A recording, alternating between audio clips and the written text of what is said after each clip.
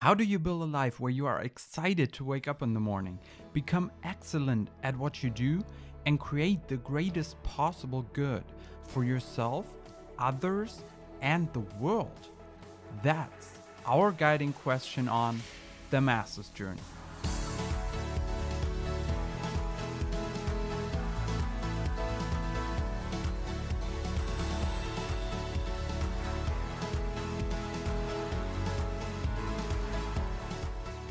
Hey, my friend, my name is Lucas Kramer, coach, co-founder, and your host on the Master's Journey podcast, where we have conversations with existing and aspiring masters of life and business to share with you how they found their path in life, the real challenges they have had to overcome and how they did it, and what strategies, practices, and questions you can implement in your own life to follow in their footsteps. And my guest today is the amazing Mike Pettigrew.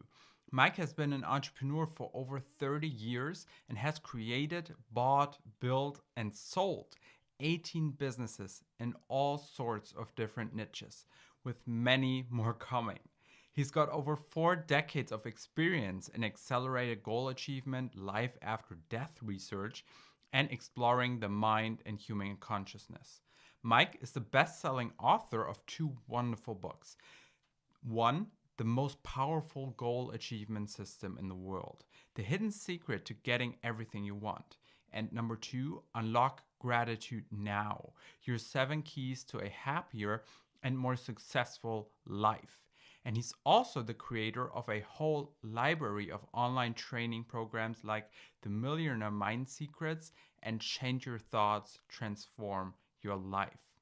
For successful entrepreneurs who want to perform consistently at their best long term in both their business and personal lives, Mike even offers the opportunity to work with him in a one-on-one coaching relationship, available by application only. One thing I have to add is that Mike has been interviewed on radio, TV, and other podcasts well over 100 times. And here's what happened right after we closed out the episode you're about to experience. Special thank you to Mike for allowing me to share this behind the scenes with you. It's a wrap. Well done. There we go. You're a great interviewer. You really are. Keep up this, Lucas. Honestly, this is just a gift. You know, I've enjoyed this interview more than I think any I've ever done. So that Good should thing give we you got this on video. You're still recording. Use that. Use that. Use that clip. Oh my God. These are the moments where I feel especially honored and humbled and grateful to Mike and all the guests on the show, as well as to you and everyone who's listening to and supporting the Master's Journey. I can't wait to see where this goes.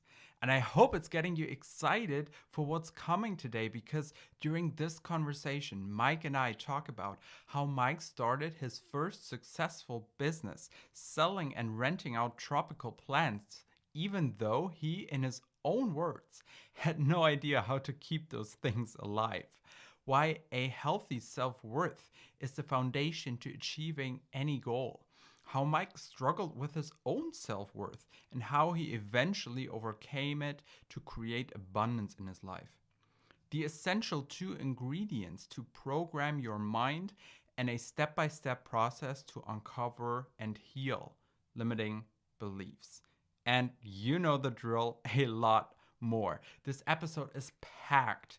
Mike has even prepared an amazing gift for you that he reveals during this episode. We know you're going to love this. And now it's my great honor to bring you this conversation with Mike Pettigrew. Hey, my friend, and welcome back to another special episode on the Master's Journey podcast. And I am incredibly thrilled to be bringing you an Irish powerhouse. Mike Pettigrew is in the house. Mike, thanks so much for coming on. I'm so excited to be talking Lucas. to you. Great to be with you. Thanks so much for asking me. My pleasure. Of course. Thank you for coming on. And I'm just going to pick this conversation right up where we left it before hitting record, where we just got talking. And you brought up one of the most important lessons that I have learned in my first few years in business, in life, really experiencing life and knowing what's possible. We should, we are living in the information age, and there's never been a time where there was more information. And what you need to make sure is that you don't get overwhelmed. And that Yeah. is just one of the biggest lessons that I've ever learned. I would love for you to elaborate a little bit on that as we get started Oh, today. yeah. Great question, Lucas. This is the problem. We do live in an age of distraction. There is more information available to us now than any other time in human history. And I think it's human nature to latch on, to grab onto those things that go, oh, that's interesting. And then you see something else over here. Oh, that's interesting. And this is the human condition today in the age of the internet. Shiny object syndrome. Mm-hmm. And if we all succumb to it to some level, but it can take us down all sorts of, alleyways, cul-de-sacs, where we just don't learn anything. It's also an age of overload, overwhelm. If we're constantly learning new stuff and we're not putting it into practice, we're not implementing it, that is not learning. Mm-hmm. Learning only happens when what we learn, what we're assimilating, we put into action. That is learning. That is true learning. So, you can read 1,000 books, you can watch 10,000 videos on a subject, and it does not mean you've learned that subject until you put it into action, until you test it. My whole life I'm very scientifically minded. I like to weigh things, touch things, measure things, get proof. Uh, you know, I think believing something is not enough.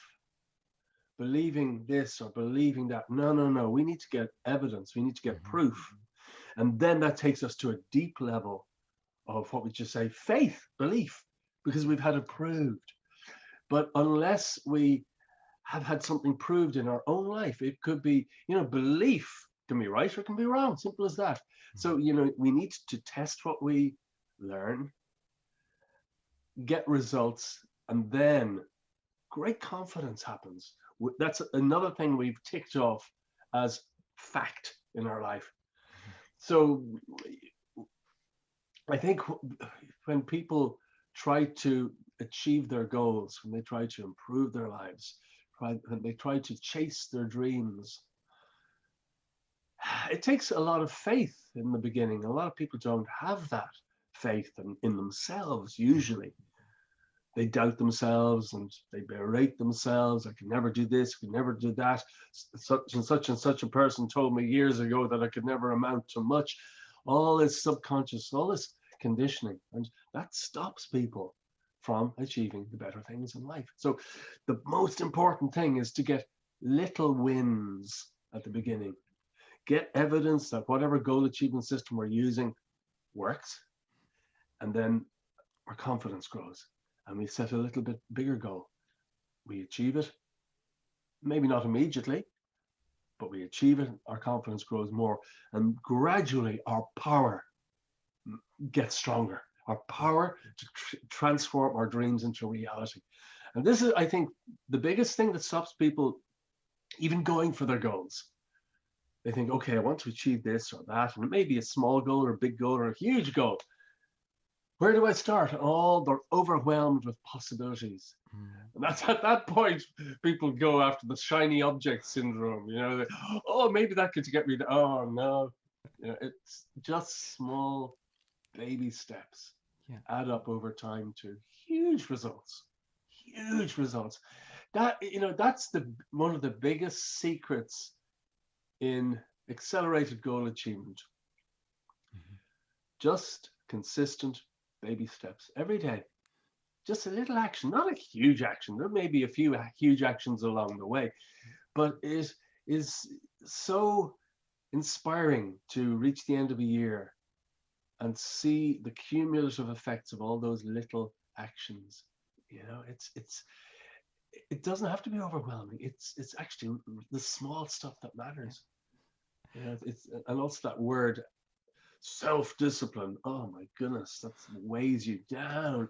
And even when I was younger, I'm still young, of course, but when Right. I was a lot younger, that word goal achievement would weigh me down. Oh no, because I Mhm. couldn't believe I would achieve. I did not believe I could achieve anything. Two words I hated: self-discipline and goal setting or goal achievement. Oh, Mhm. but that was where I was at within myself, you know. And self-discipline, it's a bit highly overrated, but we'll go into that a little bit later. Definitely. I love the ambition you're painting just for everything that's coming up today.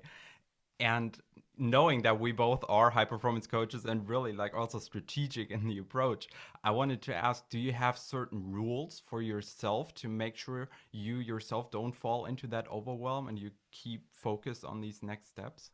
I think rules are great. If this happens, you do that. They're wonderful. And I think I don't use them personally because I've been an entrepreneur since I was 15 and I'm a lot older than 15 at this point. So I have grown muscles that have become automatic, you might say, Mhm. or psychological ways of doing things that are automatic. Doesn't mean I don't fall backwards every so often. Of course I do. But personally, I don't use rules so much. Mhm. But I think they're a great thing. I think rules are a great thing. That when you walk in the door of your office, you tell yourself, "This is going to be a great day." That just gets you into a frame set, you know. Mhm.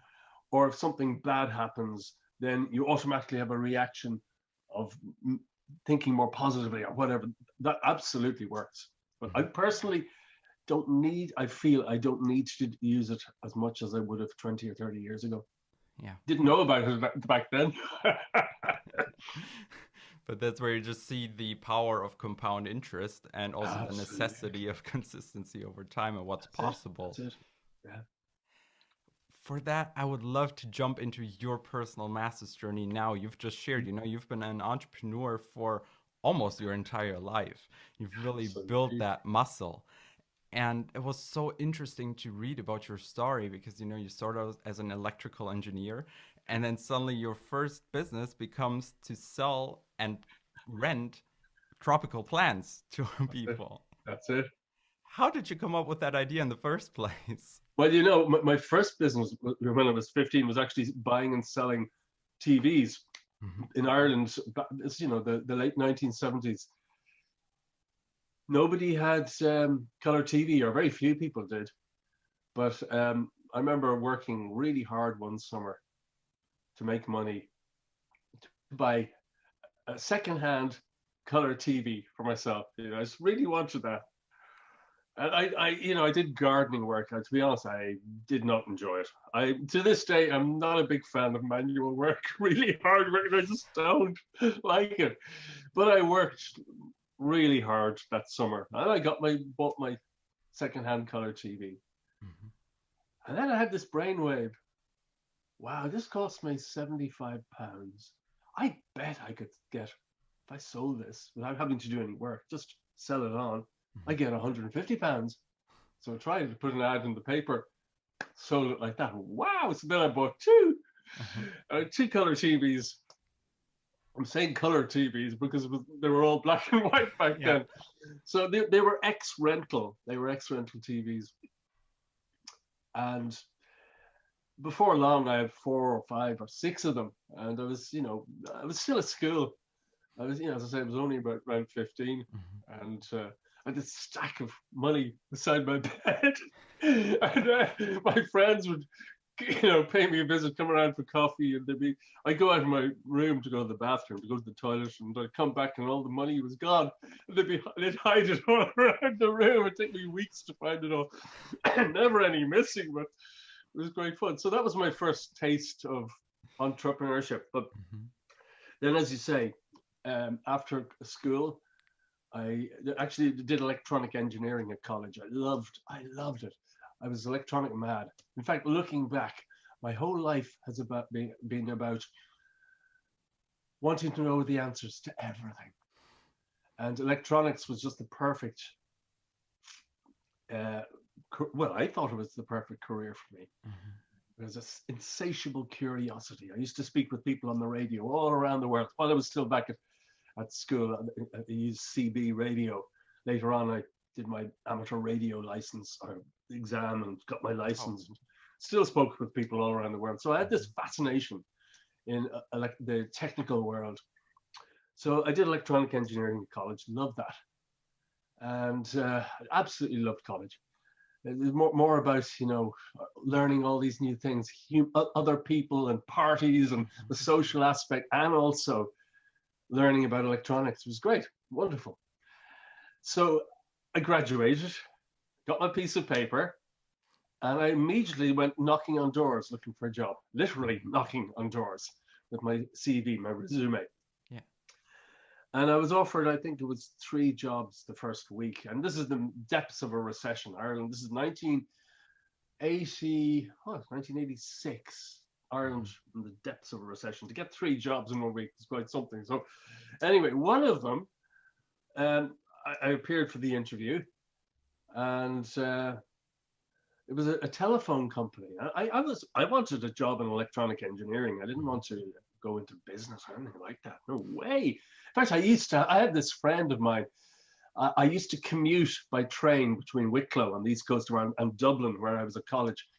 And every day I'd be on this train going up to Dublin and back home again. And there was one of my old school friends who I'd known all my life. I used to tease him about, he was studying business. And I used to say to him, how can you do something so boring? And I really believed it was boring. I was teasing, but there was truth behind what I believed. And ironically, I was the one that went into business later. So anyway, I had this interview with, it was a company called the Digital Telephone Company. The only job I've ever had in my life, Mhm. the only company I've ever worked for. And I was with them for a year and a half. And the first thing in the interview, the managing director said, "Well, um, you came knocking on our door selling yourself. How about selling a product?"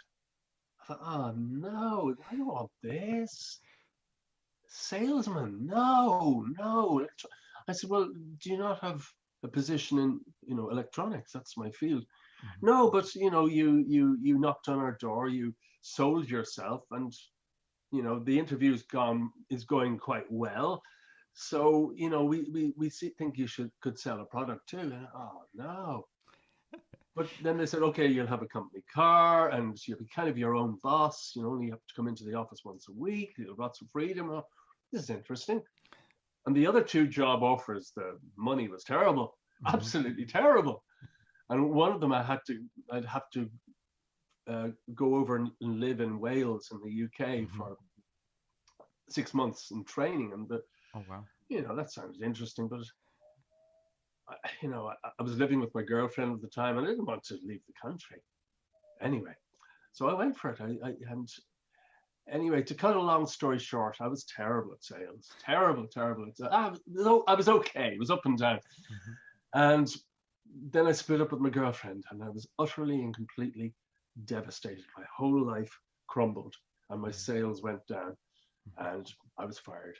It was a sad story, but the best thing that could possibly happen to me.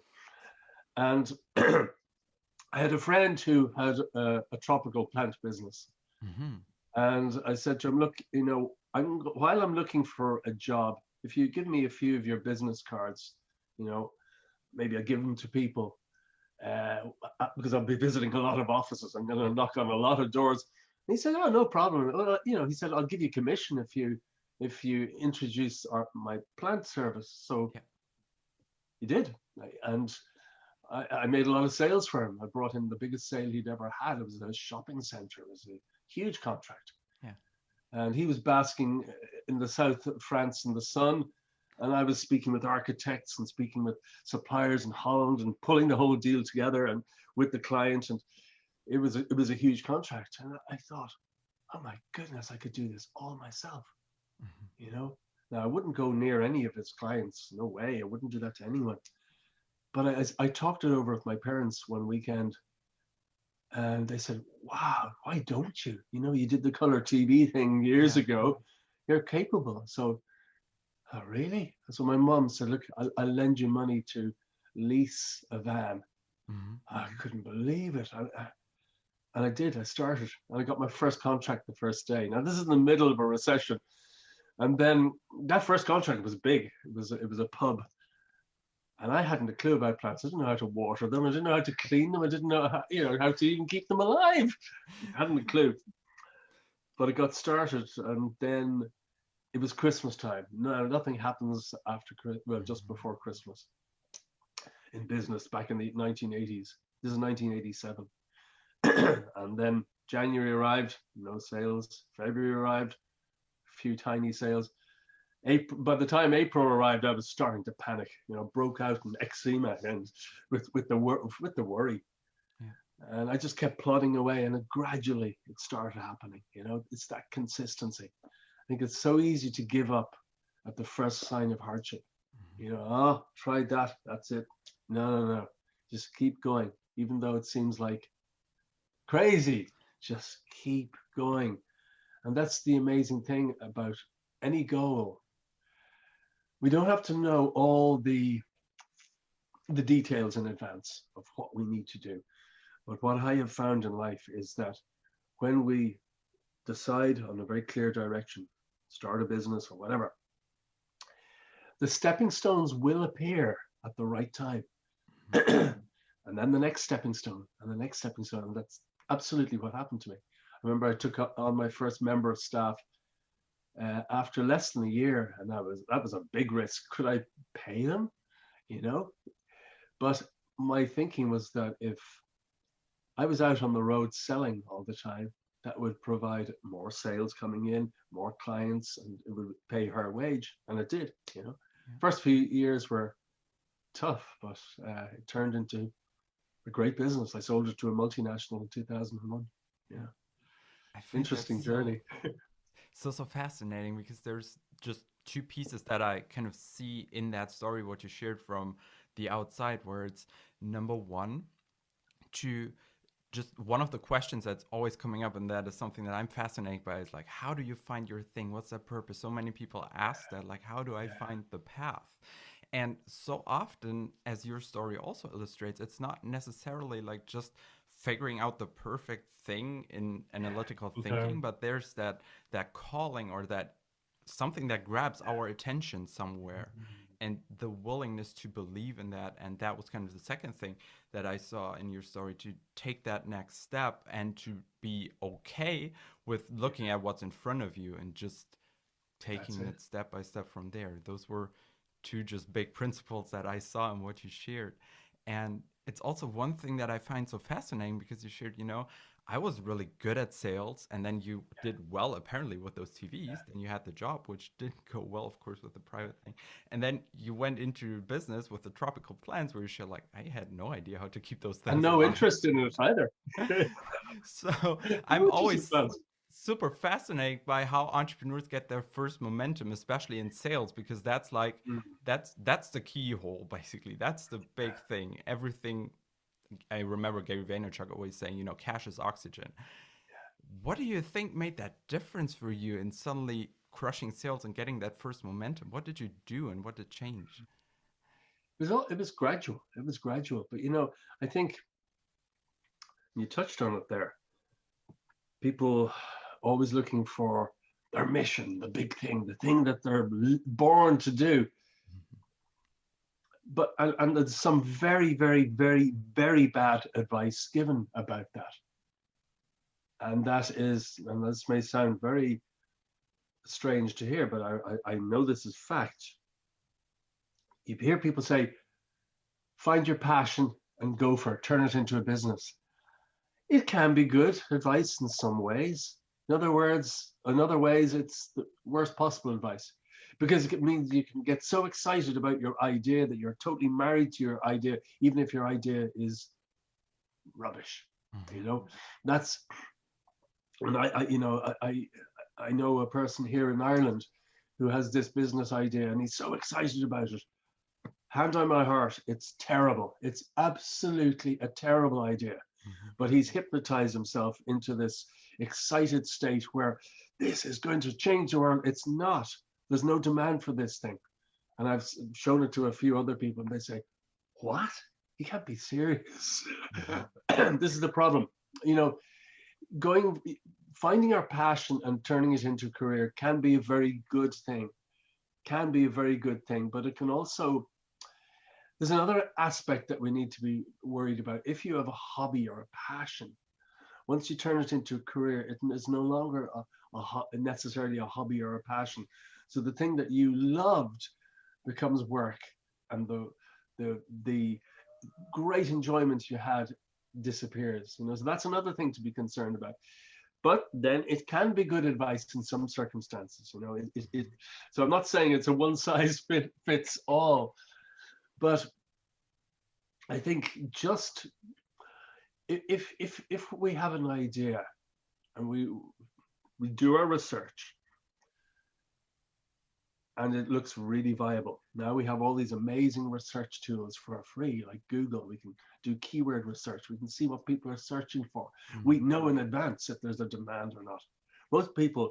Most early business owners, they come up with an idea. Oh, this is a great idea. And they don't check to see if it's viable. They put their whole life into it, only to find then when it comes to sell it, they can't, you know.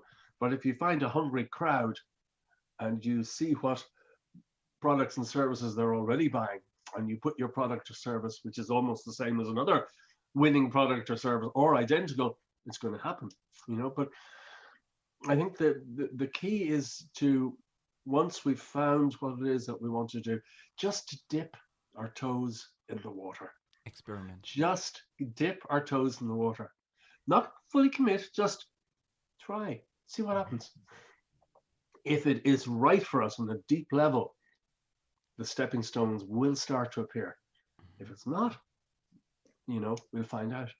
Yeah. You know, I've over the years, I've had 19 different businesses, most of them abject failures, but I've learned from every single one of them. But some of my businesses have made millions. You know, some of them have been hugely successful. But unless we dip our toes in the water, we will never know. I don't know if that even answered your question, Lucas. I'm sorry. It went. No, it's great because it also went into the passion part, which is just so deep to my heart, because I know what you shared, where it's like, or my perspective on this when it comes to telling people find your passion. The thing that I'm seeing often is that delusion that the passion is supposed to be easy. And if it's not easy to turn it into the business, then suddenly it's wrong. Oh, no. And that is something where I feel like many get stuck. And then, of course, with all the opportunities that are around, it becomes even easier to go like, okay, next, because we're programmed into this easy and new, and it should be easy. So those are just thoughts that I, you know, please. You just reminded me what one of our mentors, Brendan Burchard, says. You know, he talks about, you know, someone during their lifetime, they try this, they try that. It's like digging for gold. They, you know, they stop only 2 feet down and they start digging again. Start, you know, they're, instead of just keep going down, down, down, and you will hit gold. You know, so what do we want the end of our lives to look like? A field full of all half shallow holes, or a mine shaft that goes down and does incredible things? You know, it's so easy to be distracted. That's our biggest killer today, distraction. And just one final thought that came to mind as you were sharing was to that experimentation piece that you shared, and just letting the market decide in the end. You know, there's so much arguing going on, and then I just love how Gary Vaynerchuk always says, like, just do it and let the market decide. We don't know what will work. Let the market decide. So I think, Lucas, we're so fortunate now to have tools to do our market research before we spend a single cent on our new business idea, before we spend a single cent. Look, if you had a business idea 20 years ago and you wanted to see if it was viable, if people would actually buy the product or service, you'd have to go to a marketing agency who would send people out on the streets with clipboards, stopping people in the street, asking their opinion about things. And then, you know, you spend thousands on this market research. And you may find at the end of it, no, your product or service is not viable. Okay, it's cost you a few thousand, but you know, you saved yourself losing maybe 100,000 or more. We don't need to do any of that anymore. because with Google, you know, I don't know, just a crazy product idea. I don't know, left-handed guitars. I don't know if there's such a thing, but yeah, I suppose you just move the strings around. But left-handed guitars, you go into Google and you put in left-handed guitars, and Google's keyword tool, what do they call it? I can't remember. It's got a new name, but the performance planner. That's it. You put in left-handed guitars, and you'll see how many people are searching for that keyword every single month Mhm. in any country that you select. You'll also see what people are having to pay per click for the top positions on Google Ads. Yeah. And you'll also see all the related keywords to left-handed guitars. And very quickly you can see your how much competition, how much demand. Oh my goodness. So what you're ideally looking for is very high demand, lots of people searching, but not so much competition. Mhm. Then you've got a winner, potentially a winner. So before you spend a single cent, and this performance planner is free, and you get results instantly. This has never existed before in the whole history of humanity. To be able to do market research, to be able to do product or service research, any business idea you have, you can check its viability right here, right now, today, and know within a few minutes or certainly an hour if it's even viable or not. Wow, what a gift! Oh my goodness, you know There's a challenge for everyone listening who's it's incredible. It's amazing. That's life changing. So you know what? Keyword research. It's the most boring, brain numbing, horrible activity I can know I've ever done. But it's the most highly rewarding in terms of the payback for the time you Mhm. spend doing it. When I wrote uh, this bestseller, The Most Powerful Goal Yeah. Achievement System in the World, I did a lot of keyword research when it came to time to market it and find the title or to create the title and all that. I spent a Mhm. lot of time doing keyword research, a lot of time. It was so boring, but I found nuggets. I found nuggets of gold that enabled me to market it really effectively. Mhm. And it was on the first page of personal bestsellers, really highly competitive category on Amazon for 3 years in a row. Now it's dropped down a bit now, but it's important to know that any bestseller, if it achieves bestseller status in personal success category Mhm. on Amazon, usually there for a couple of weeks, maybe a couple of months, very rarely even a year. 3 years, almost impossible. And our friend Brendan Burchard, his book and my book were literally side by side for Oh a my long God. time. I remember the first mastermind meeting I was with him on, Yeah. and he knew about my book because Oh, Karen, cool. his PA, had told him. Mhm. And he said, "Well done on the book." And I said, "Have you noticed that we're both going up the page at the same time?" He said, "I have."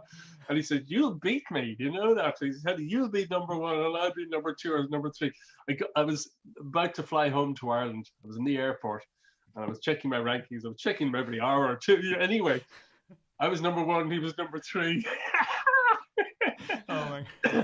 Yeah, okay, the book must be good. It must be helping people. Yeah. The cover is really important, but the keywords, vital. You know. Well, congratulations for that Oh, achievement and thank you. basically That's a being long time ago. knighted by Mr. Brendan Bouchard. That's it's a Oh huge. dear. I would love to jump back into your story. And one of the big things that I wanted to ask you about is self worth. And I want to Oh, give just a couple wonderful. of quotes and pieces from your book. And we've got a surprise coming up later on for everybody Right. listening. That just hit me so much. That Mm, was, you can't achieve big goals if you have low self worth. mm, The second one was, what you believe to be possible for you really does determine everything. yeah.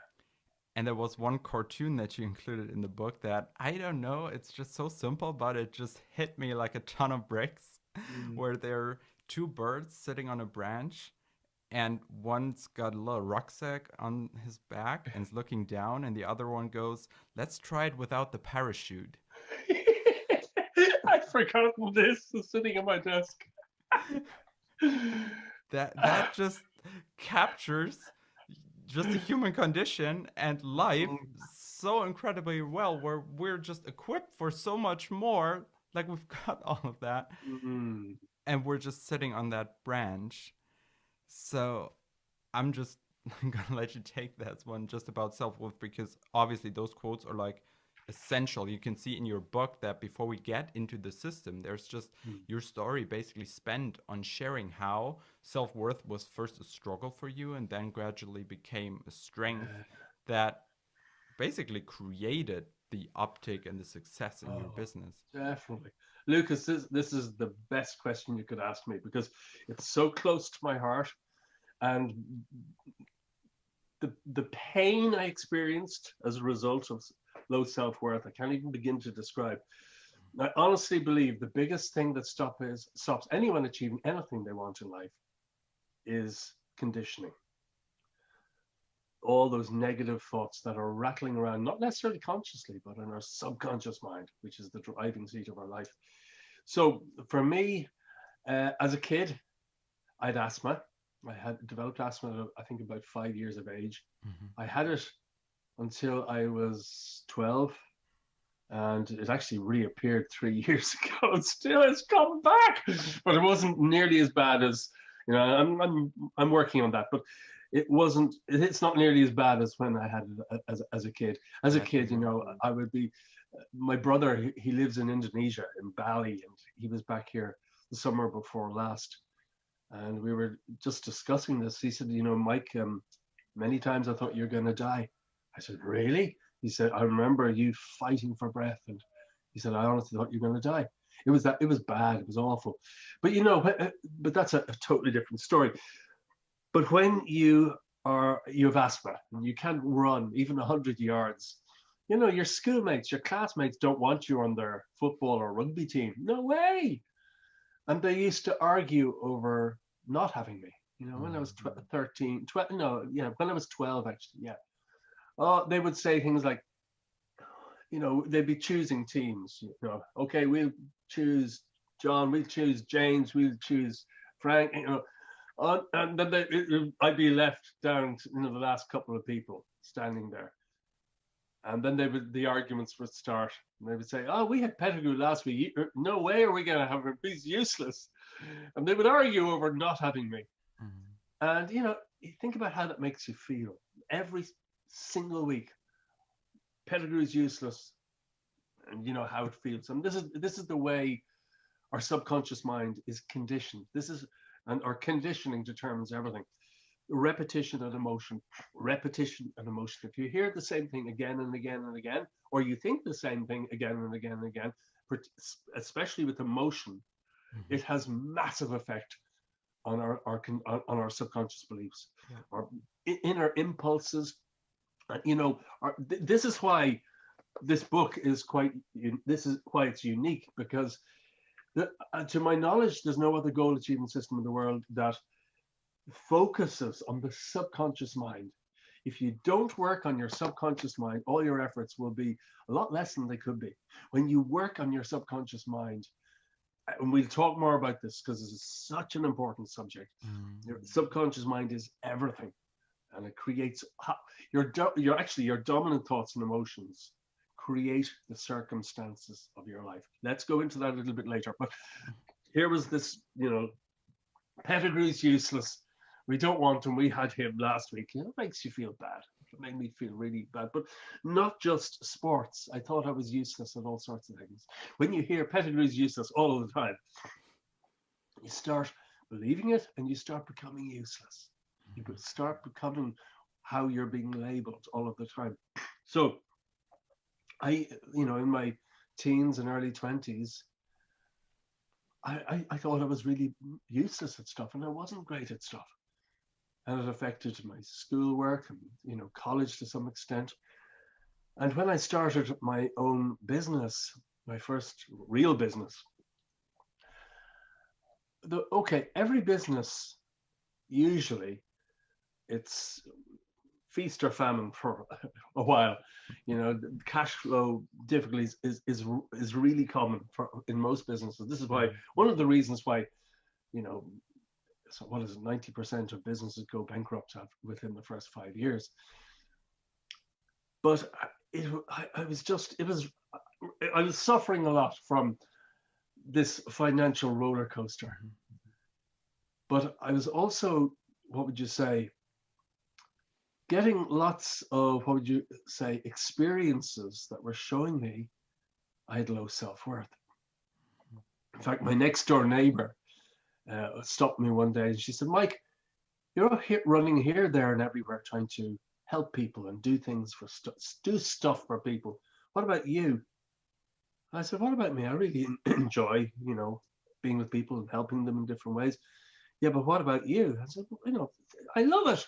He said, no, you're denying yourself. You got low self-worth. You need approval from people. You know, you need to set aside one night a week just to have fun, just to do your stuff.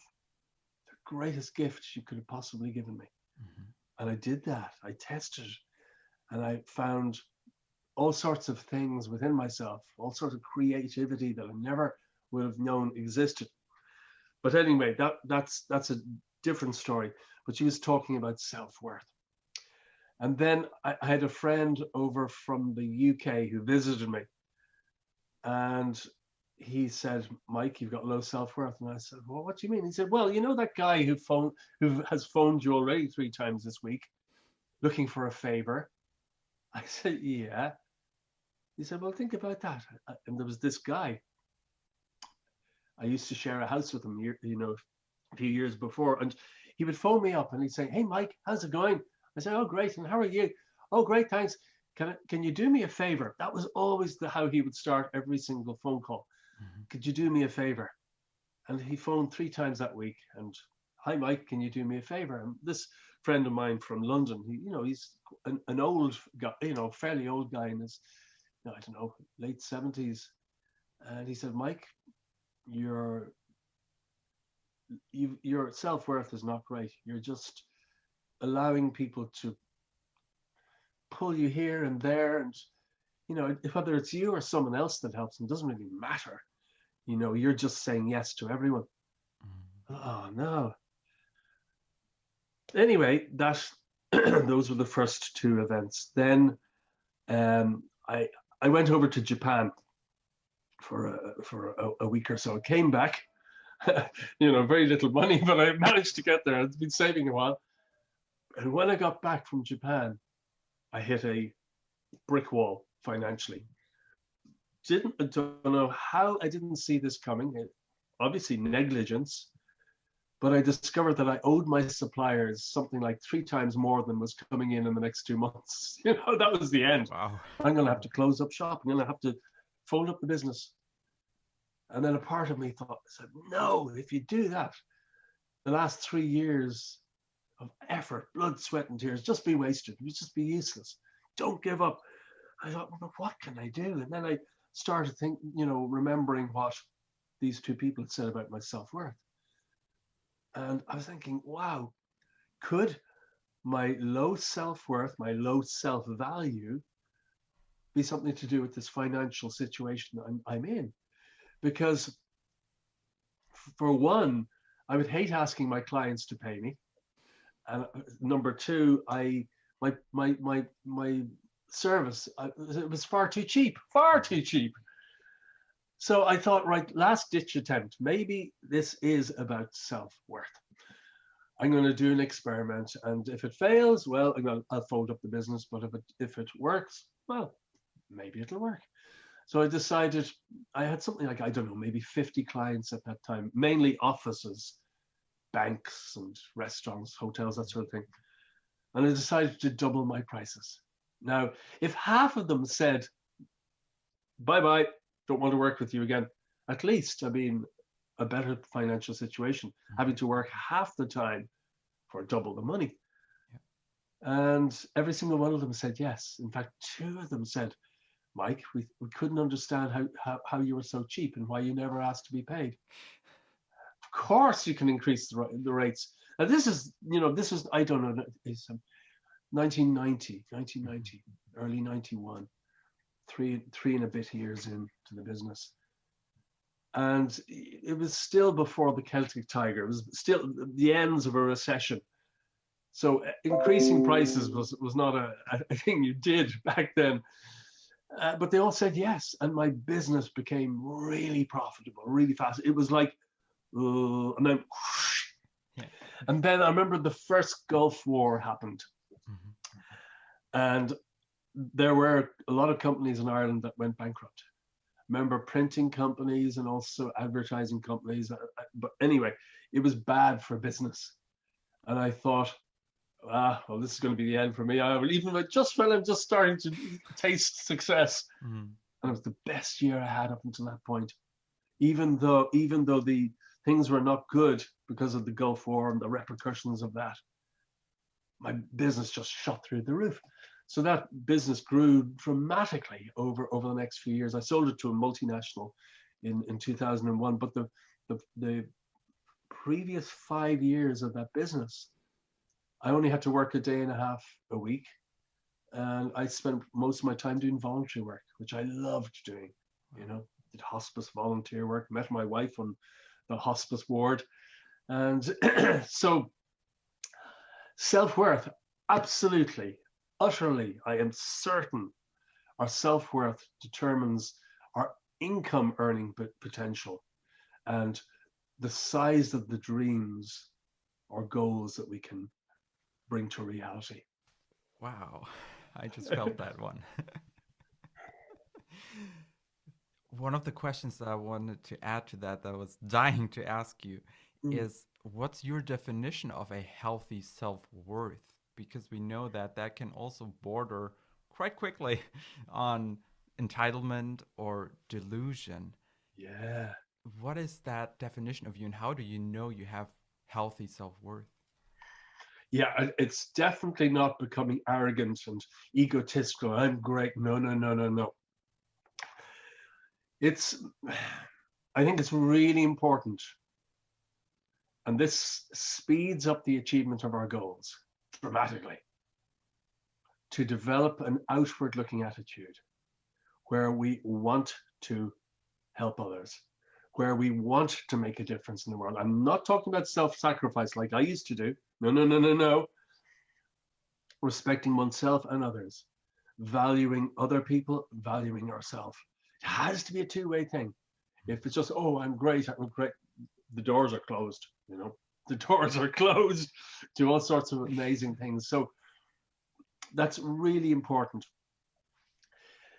You know, desiring to make a difference in the world, to make a difference in the world. And I think, you know, for me, this may sound very strange, and you probably, I don't know if you saw this I'm not sure if it's even in my book, but I remember also when I was 15, my cousin died in a road accident. We were very close. He was my hero. And just after his death, I mean, it's awful. He was only 18 or 18, I think. He was on a bicycle and a car crashed into him, killed him. Yeah, it's in the book actually, I remember. Yeah, you know, shocking, awful. But just a few months after he died, I was given a book that had just been published the year before by a guy called Dr. Raymond Moody in the US. And it was called Life After Life. It was about people who he had interviewed who had clinically died for a minute or two and then related their experiences. You know, this typical near-death experience, floating above the body, hearing doctors and nurses trying to resuscitate you, moving through walls of the hospital, overhearing conversations on the other side of the hospital that turned out to be actually having occurred, hearing people's thoughts, all of this, you know, meeting deceased relatives, you know, and meeting a being of light, which most people misinterpret as God, Allah, Jesus, Buddha, whatever. It's actually your higher self. I'm not saying any of those beings don't exist. I'm not saying that at all. But there's, you know, religious conditioning often colors this experience. Okay, but people who have near-death experiences, for the most part, they become very, very spiritual, not necessarily religious. Some of them become religious. A lot of them give up religion, but they become deeply spiritual. They develop this insatiable curiosity for life and for making a difference in the world. These are common factors, and millions of people have had this experience. And there's been scientific research into this phenomenon. I remember back in 2000, I think it was 2000, the British Medical Association's journal, The Lancet, reported on a study that had taken place over 13 years, I think in 10 Dutch hospitals, people who had died, and they were interviewed, after being resuscitated within 3 days. Non-leading questions, not like, did you see light? Did you float? None of that. No, no, no. We lost you. Do you have any recollections during the time? And anyway, they found a statistical difference between people who had recollections and people who didn't. Both had been resuscitated. But we now know that this phenomenon is real. In fact, the conclusion of this study, once again in the British Medical Association's journal, The Lancet, we now have scientific evidence that human beings continue after death, that this is not the end. So anyway, this is a subject I have spent my entire life researching deep. As I said at the beginning, I'm very scientifically minded. I'm not a cynic. A cynic is someone who can't believe anything because they've had so many disappointments in life that they're afraid to believe anything. A skeptic is someone who digs deep, digs very deep. And, as a skeptic, I've dug very deep in this subject. And there's a lot of muck. It's just trash, and there's nuggets of gold, irrefutable evidence. And back in 2002, I started an organization called the Institute for Afterlife Research. And I was on radio and TV that year 78 times talking about this evidence. And it helped a lot of people because people need real stuff. They don't need belief or might be this. No, they need really hard evidence. And I think that's a gift when you're able to give that hard evidence. Anyway, this is a roundabout way of saying that from my studies, I have come to I won't say belief, no, the understanding that when we are also focused on the welfare of other people as well as ourselves, we can achieve extraordinary goals a lot more easily. It's like a doorway opens. If we just want to make lots of money and not care about anyone, we might achieve that with blood, sweat, and tears and really, determination. Or we can have a wonderful journey to achieve that abundance and really make a difference. And I really feel, I know this from personal experience, that the bigger our goals are and the more people that can benefit from that goal, the more the universe, as you would say, supports us and helps move that plan along. So it's kind of the smart way to bring our goals to fruition, to always ask ourselves, how can this business idea help others? Not how much money can I make from it? That change of perspective, And Brendan Burchard's always talking about this service to others. It is so important. It is so important, but not self-sacrifice for others as well as oneself. Because you know what? If you don't have riches within yourself, you can't really serve at the highest level. You can't, So what I've discovered through all this research into the evidence for life after death, and my goodness, I've gone down so many different routes and I've had experiences and I know that this stuff is true. But what I know for fact is that we are all in this world to grow and to help others in any way that we can. Mm-hmm. What do I mean by grow? Grow spiritually. Grow those inner qualities of courage, wisdom, compassion, love, resilience, determination. Become all we're capable of. When we're doing that, and we're also making efforts to help other people. We are fulfilling our mission for coming into this world. We are fulfilling our mission as a human being.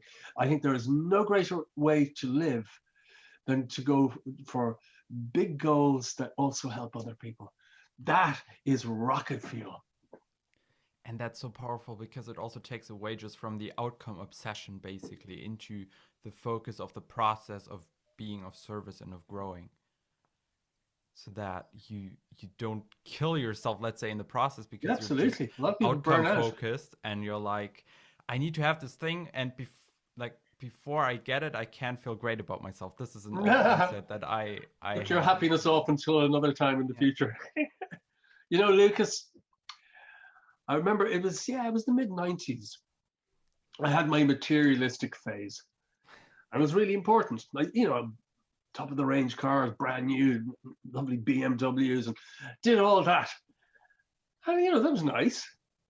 But you know what? I discovered quite quickly, over a period of a couple of years, these things, these trinkets, status symbols, if you want to call them that, they didn't really change me inside. They didn't really contribute to my happiness. Mm-hmm. They didn't really make me feel great. Oh yeah, for a few weeks. Oh yeah, lovely car.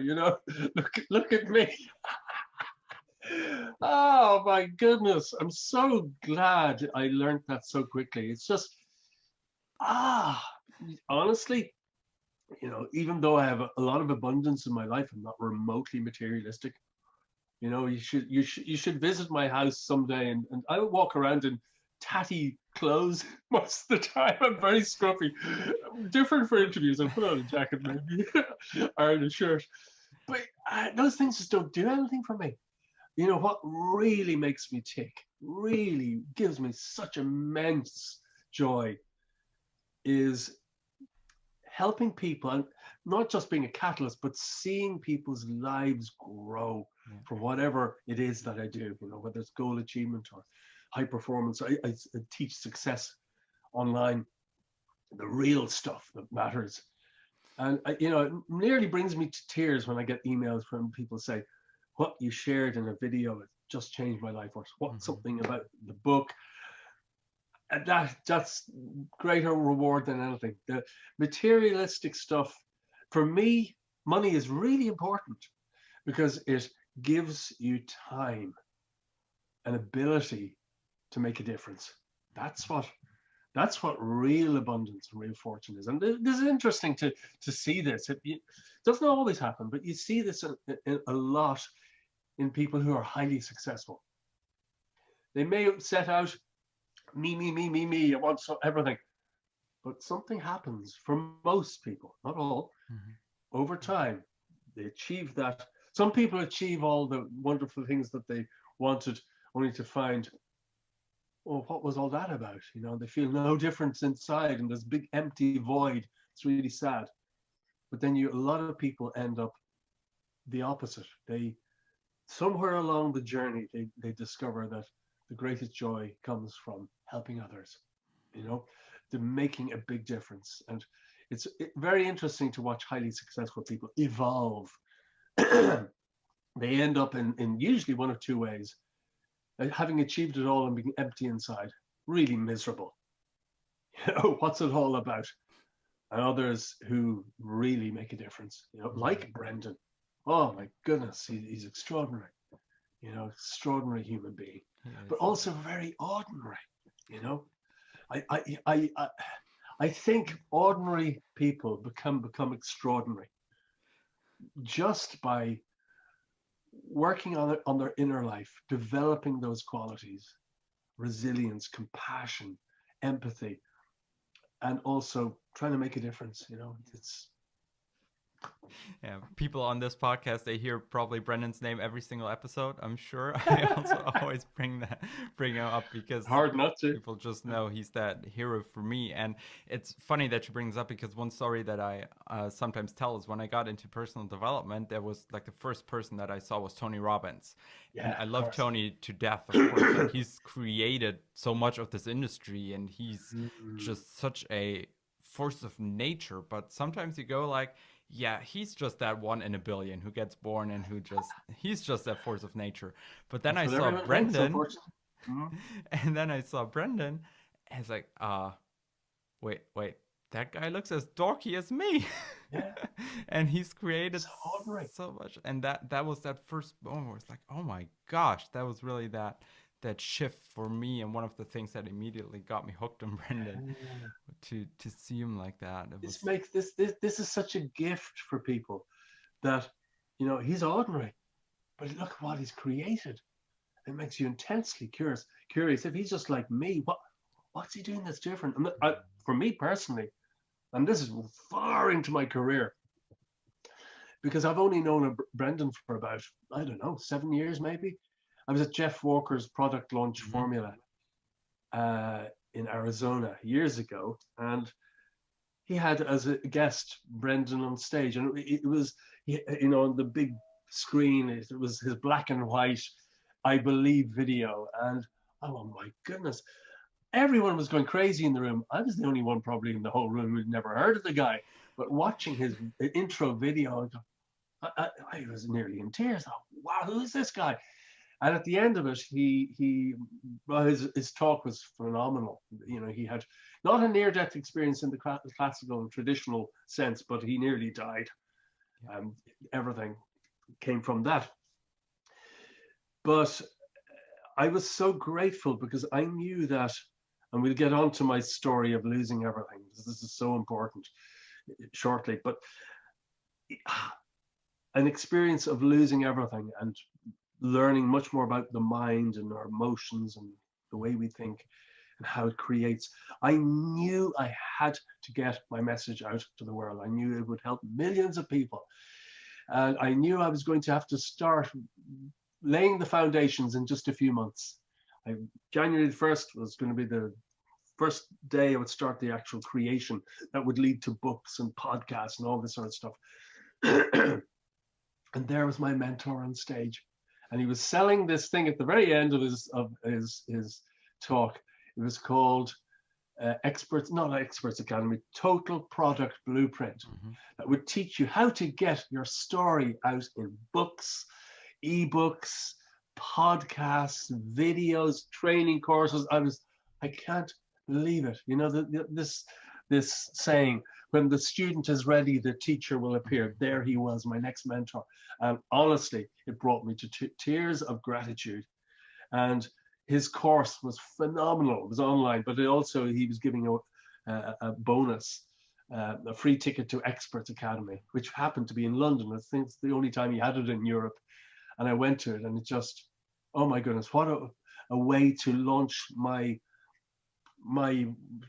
what would you say, experts type Yeah. career, which was amazing, amazing.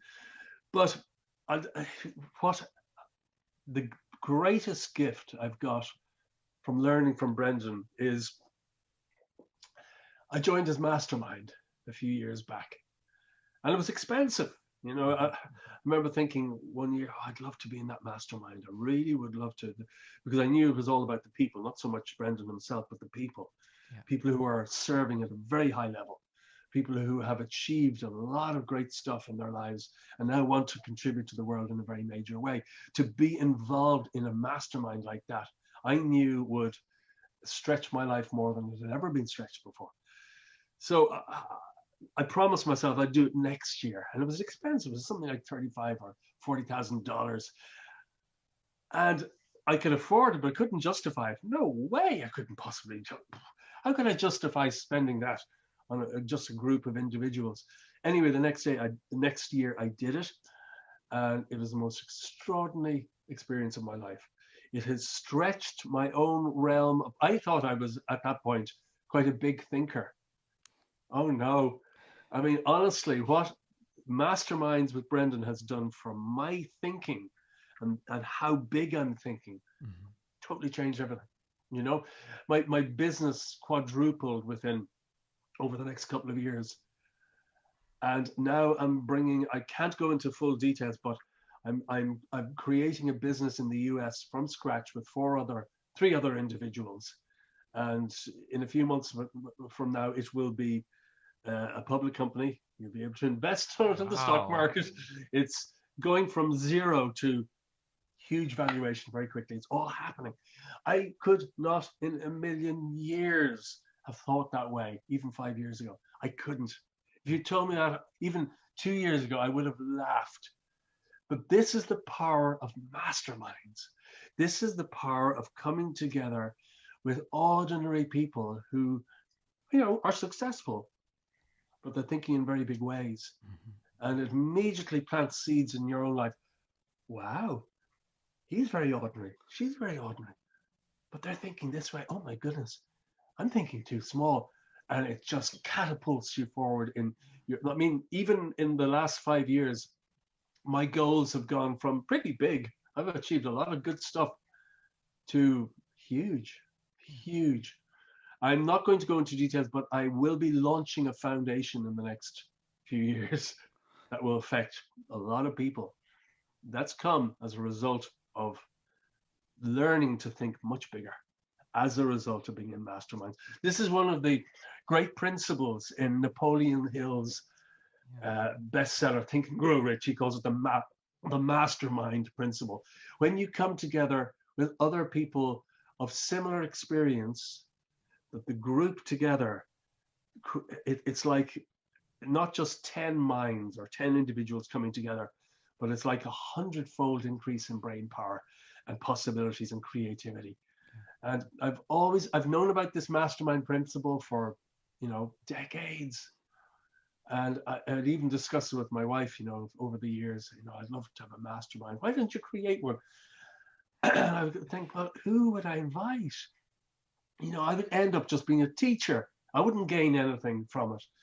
But now meeting other people who have accomplished a lot, oh my goodness, I'm so grateful for having taken the risk of forking out 35, 40 grand to, which I think was back then was a crazy amount of money. That year I spent something like $75,000 on my education. Mhm. Uh, wow. I had no idea what could come from this. So this is why I'm firmly convinced that what you're doing, Lucas, is a gift to the world. You're interviewing all sorts of people who've achieved great things. And what this does for people is they think, oh, maybe I could do this too. And then people's lives take off. Yeah. And I think most of us as human beings, we tell ourselves, oh, I could never do this or I could never do that. But amazing, amazing things start to happen when people ask themselves, what if? What if? What if? That's the doorway to extraordinary things for society and oneself. Yeah. Thank you so much. And I can't wait for version two or like an episode two of our conversation, because with everything that you've got coming up, with hopefully everything that this will evolve to, can't wait to talk about that next step for both of us. That would be so amazing. And it's Wonderful. even more fascinating given just where you came from, not just super early on, but also just after creating that first success, you have mentioned it, losing it all again Oh, for some time, being there. Just how do I take care of my family? I've got a small kid, my wife. And that was also where that question popped to mind. Speaking of self worth, it's like, okay, you get that success and suddenly you just crumble. Like, all gone. how do you stay consistent there and not label It, yourself as the failure? oh, I labeled myself as a failure. So let's backtrack a little bit to give the circumstances. After I sold my business in 2001, I thought I'd taken a very early retirement. I thought I had enough finances for a lifetime, but I trusted the wrong people. I made bad investments. And just a few years later, it was all gone. And I was wealthy. I remember spending our last 10 euros in the whole world gone. And I had a Wow. little newborn baby and my wife and myself to feed, and I couldn't. And when it gets to that, ah, you can't look after your loved ones. Just let me describe the year or two that was like before I spent my last 10 euros. I trusted someone who I should not have gone into business with. Friends were saying, "Yeah, what are you doing?" You know. Anyway, one year I lost $250,000. 1 year, and there was a few years like that. And just to describe how it felt, every morning I would waken up. The losses were horrendous every single week. Every morning I'd waken up. I wanted to literally vomit with the fear. My first thoughts on awakening were, oh no, not another day, not another day. I can't take this. And then just the feeling of nausea in my stomach. And I'd run to the toilet and I'd sit on the toilet for half an hour. It was just awful. Fortunately, for over 30 years, I've been meditating, and that would bring, after 30 minutes or so, I'd feel more or less human again.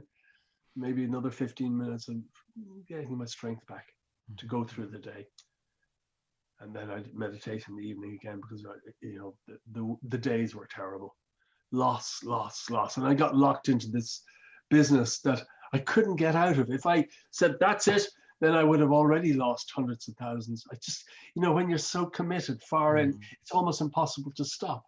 You think you turn it around, you change corner, you turn the corner, and every couple of weeks something good would happen. Think, okay, let's keep going.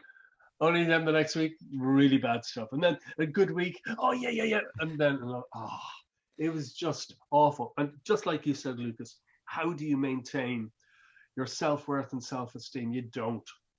It doesn't matter how much self-worth, how much self-esteem, how positive, how optimistic, how strong you are inside.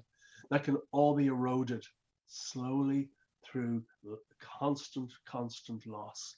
So I went slowly but surely from a very optimistic, positive, empowered person to being the opposite. I hated myself. I berated myself. I blamed myself. I felt terrible guilt for inflicting this on my own little family.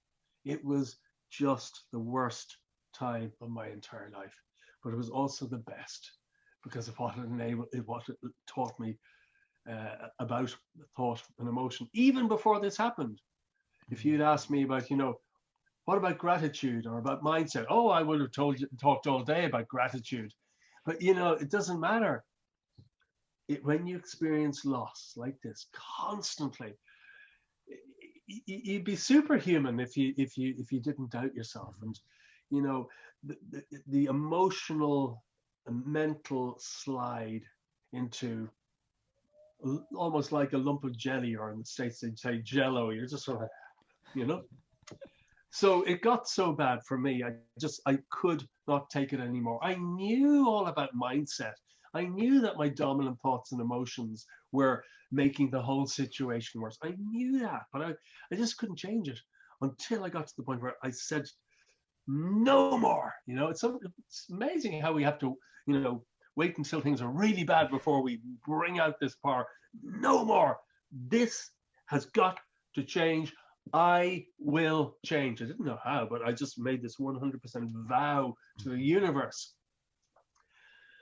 And I said, yeah, this will change. I will change. Show me what to do. I'll do anything. Wow. The next day I think I was on someone's email list. I would love to know who it was. I'm not sure, but anyway, they were giving out a free downloadable copy of The Science of Getting Rich by Wallace D. Wattles, which, the title, yeah, rich, that really grabbed me. That was what I needed, just money. I couldn't even, look, because I was a company director, I could not even get social welfare. I couldn't even get money from the government that everyone else who's unemployed gets. I couldn't, because I was a company director. And if I gave up my directorship, then it was like cutting my own legs off. I couldn't start any other business. Do you know what I'm saying? So it was a catch-22. So, my dad finally lent me money. And I told him, it was the most heartbreaking thing to admit to him. I'd lost everything. And, my dad never had money, never.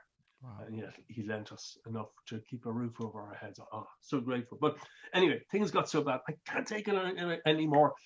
I'll do anything. Show me what to do. The next day, The Science of Getting Rich, started reading it. It's a very short book. And it's all about the power of gratitude.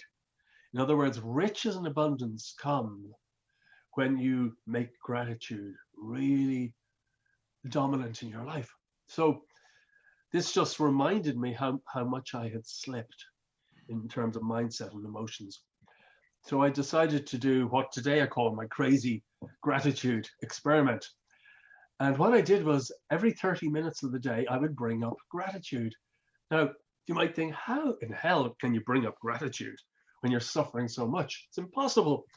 Well, we are very fortunate as human beings to have an amazing ability to change our inner state if we choose to do so, And there's a guy who I knew, a guy called Bruce Moen. He passed away about a year and a half ago. And Bruce was also a researcher into the evidence for life after death. And, I knew Bruce because he gave a workshop in our home years ago. But he had said something to me one morning when he was here. I think it was 2001 or 2002. And he said, Mike, if you ever want to return to any state of consciousness you've ever experienced in the past, all you need to do is remember what it felt like. I said, what do you mean? He said, well, are you angry right now? I said, no, not at all. He said, you can get really angry now in about a minute or two. I said, how? He said, just remember a time when somebody did something or something happened, you were really angry.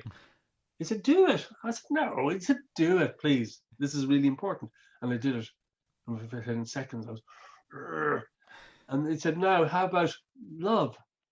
I said, what about love? He said, think of a time where you felt such deep love or gratitude. And I tried that. Oh my goodness. He said, this is the power we have as human beings to change our inner state whenever we want. And remember, this crazy gratitude experiment is based on what Bruce had said to me all those years before. So how did I bring up gratitude every 30 minutes of the day? By remembering a time in the past where I felt deep, sincere gratitude. And just by thinking about that event for a couple of minutes, gratitude started to bubble up. And when you do this every 30 minutes of the day, that's my crazy gratitude experiment, every 30 minutes of the day. When you do that every 30 minutes of the day, at the end of one day, you get pretty good at it. You don't have to remember that event anymore. You can just spontaneously bring up gratitude. Now, at the end of the first day, our circumstances have certainly not changed, but I had. You heard me say earlier, our dominant thoughts and our dominant emotions create the circumstances of our life. So my dominant thoughts and emotions had changed. I changed. And having read The Science of Getting Rich just the day before, I really, and from my own personal experience for years, I knew that if I changed my dominant thoughts and dominant emotions, my circumstances would start to change soon. I had enough proof and evidence of that. So I kept this crazy gratitude experiment up. I was going to do it for 2 weeks. Why not? You couldn't lose any more. Go crazy for a while, nothing to lose. It's all gone anyway. But the third day is when the magic happened. The third day is when the coincidences, massive coincidences and synchronicity started. I got a phone call from an old competitor. And then he looked at me as the rich guy who'd sold his business, I said, hey, Mike, how's it going? I said, oh, great. I was just too embarrassed and ashamed to tell him how things had really been. And anyway, during our conversation, I steered the conversation to him. I didn't want to talk about me. I said, how are things? How's business these days, And he said, amazing. He said, these Google ad things, this is, I don't know, 2004, thereabouts. Google had just started their advertising service. He said, those Google ads? I said, oh, what's that? And he said, back then it was the little square ads down the right-hand side of the search results page. I said, oh, yeah. He said, I'm getting so much business from that. He said, the phone is hopping. So really, that conversation has turned into multi-million euro business for Mhm. me. I'm not going to go into all the details, but that conversation changed my life. And that conversation happened. That phone call came in as a result of me doing the crazy Mhm. gratitude experiment. Not just that huge coincidence, but all sorts of other coincidences started happening. As soon as I changed my dominant thoughts and emotions from resentment and complaint and fear and bitterness and shameness, all that, till I changed it from that into gratitude and bringing up gratitude, and then a level of expectancy started to occur. Mhm. I kind of expected stuff to happen. That was the magic doorway that changed everything. Mindset is everything. And I had to go through that to learn the power or be reminded of the power of this. So, no matter how difficult our situation may be, no matter how terrible, we do have the ability to change how we feel and think, and we can do it very quickly. And what happens as a result, within a relatively short period of time, the universe, our environment reflects that inner change. It's like a giant mirror to how we are inside. And we cannot but experience a change in our circumstances, guaranteed. That is so powerful. One of the questions that came up for me was, do you have a theory about why it's specifically gratitude that makes the shift compared to other Yeah. emotions? I think love will do it as well. Appreciation. I think, look, reading um, The Science of Getting Rich, it made me realize or clarify something I kind of already knew, but I'd forgotten, totally forgotten. Gratitude acts like a magnet. It draws into our environment good stuff.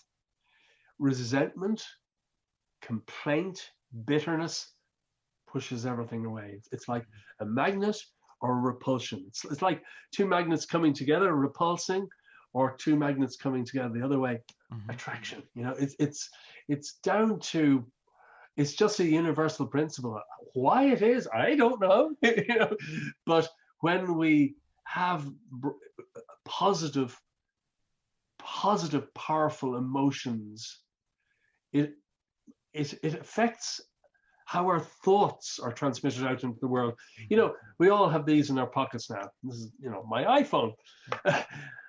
If I don't have a battery, I can't speak with the person next door. But if I have a battery plugged into it, I can speak with anyone anywhere in the world. Hmm. Emotion has that power. Emotion is the creative force of the universe.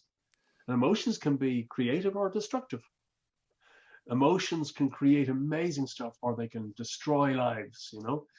So for me, emotion is nothing more than a transmitting force of our prayers out into the universe or our goals out into the universe. And when I say out into the universe, it's really our own subconscious mind that we're affecting. And our subconscious mind is connected with everything. We are connected to universal wisdom, every single human being. There's the group shared mind consciousness that we can all tap into with unlimited wisdom and creativity that we can download anytime we want if we know how. Subconscious mind is everything. And that is the way, that's the doorway, it's the key that opens the door to the subconscious mind in a very positive way. Positive emotion. Emotion creates.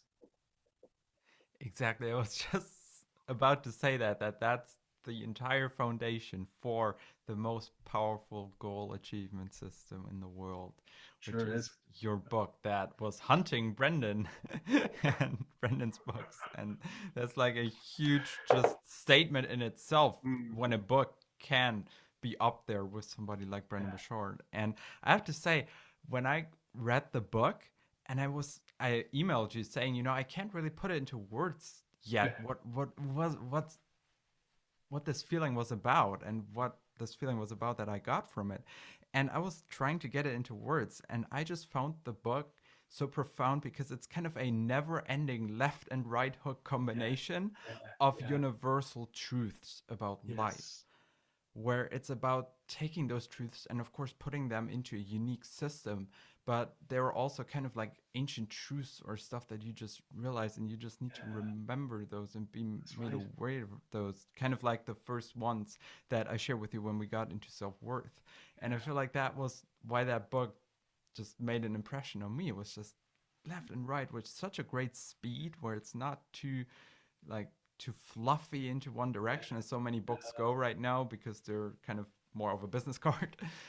And I feel like that was that just left and right hook every single time of universal Wow. truths in that book that made that difference for me, that made it stand out for me. Thank you. I really appreciate that, Lucas. And you know, the title, I hated the title. I absolutely hated it. I have a friend, he's a very well-known guy in internet marketing, and he has a New York Times bestseller. It's not Brendan, but another friend. And we were brainstorming. I was going to write this book on accelerated goal achievement. This is, as I say, about 4 years ago, 4.5 years ago, maybe 5 years ago. Anyway, um, and we were brainstorming titles. And he said, Mike, I've got it. I've got it. I said, what? The most powerful goal achievement system in the world. I said, Mark, I hate it. There is no way I'm going to call it that title. I said, it's arrogant. It's all braggy. It's all, you know, I can imagine being, you know, interviewed on radio or TV and somebody say, prove it, prove it. The most powerful in the world, prove it. I said, I hate it. And we argued backwards and forwards for a few months about the title. And he convinced me. He said, look, he said, okay, look, this is the final shot at trying to get you to use this title. Make it the best in the world. He said, look, Mike, you spent all your life studying human consciousness and the mind. He said, you know all the great thinkers out there on goal achievement. You've tested them, but you also know the latest research. He said, make it the best in the world. I said, oh my goodness. I said, thanks a lot, because that really raised the bar. But I took on board what he said. And anyone that reads Think and Grow Rich will recognize a lot that's in this, but there's a lot of new stuff as well, like high performance and also neuroscience and different brain states and all these different technologies that exist that Napoleon Hill did not know about Yeah. 100 years ago. So it's a system based on proof. You you test it, you get some small wins. You test a bit more, you get more wins. And it goes into science, the science of how the mind affects physical matter. That's scientifically proved. A lot of science, and it works. It works. It's a very simple system, but it's based on taking you from a stage of disbelief and, you know, I can't really achieve anything, too slowly, like a flower opening. Oh, maybe. Oh my goodness. And it's a bit like a snowball rolling down a hill. Yeah. As it rolls down the hill, it gathers more snow and gets bigger and bigger. And this is how confidence in our own ability grows. You test the system, you get wins, you get little wins, and then you think, oh, this system works. But what then it converts to, I'm working. I am able to do this. I am able to create. Mm-hmm. And that's the doorway to everything. And that changes lives when you develop this confidence, this knowing that you can achieve anything that you need to in life, you know? And I'm so great that you brought up that story about the child, because that was one thing that I wanted to bring up when I first saw the book. I My first hated it. reaction was like, oh Oh, my gosh, wow, how much guts does it take to like I put know. that on your book? I know, but you know, it has created great intrigue, and Yeah. that intrigue has turned into people buying it and testing it, and okay, there might be a few bad reviews, but there are hundreds of 5-star reviews Yeah. on Amazon, particularly Amazon.com, where people have shared their experience of Yeah. what's happened. It works. Yeah. And I was just so grateful that you told that story about your friend and how you were thinking through that title, because that was just that another one that I felt really when you were expressing that. That was so powerful. I want to give, if you don't mind, people like the big overview about the steps that you outline in your goal Mm, achievement system, those sure. core 7 steps. Mm-hmm. Number 1, decide what you want. Number 2, create highly charged goals. Number Emotions. 3, give each goal a deadline. Number 4, program your mind. Number 5, plan for accelerated success. Number 6, become a high performer. And 7, overcome limiting beliefs. Yeah. Those are the 7 big steps. And you already Now you don't need mentioned, to. Now viewers don't even need to read the book. You told them the whole thing. there's just so much depth and just, it's about knowing and doing. That's those two Yeah. ends. And Yeah. when I Yeah. looked at those 7 steps, I was just wondering, how does the guy who wrote the book actually work with this, or what are your, let's say, goal routines? Because we know, Mhm. like, everybody knows and everybody always tells us, yeah, you should set goals, Yeah. but Yeah. there's a big difference between how do you just setting goals and actually Yeah. doing it in a strategic manner, but also Yeah. in an emotional manner where you really bring that intention to those goals.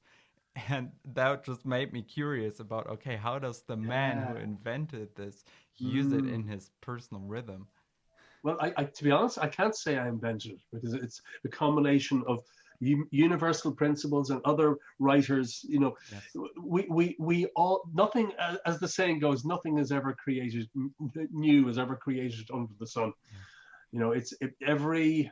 Every generation has its teachers, and bringing back knowledge that has been forgotten or packaging it in a different way that makes it appropriate for the times, and that's really what it is. But you know what? I looked at other goal achievement systems out there. I tried quite a few of them over the years. Some of them are terrible, like the SMART goal system. Oh my God. I always love when Brendan just Oh goes yeah, Brendan's into always that, talking and about this. he hates that too. It's awful. It's awful. If you want to have little goals and achieve them, yeah, maybe. But if you want to chase a dream that lights you up, oh, forget it. But That's then the also other, that's a big thing, if I may just go into that. yeah, Where also, because we were talking about passion, and I'm just looking for a way for me to also help with that, because I feel like I've learned so much going through that process of how do you actually find the path and what are the lies that you need to get over.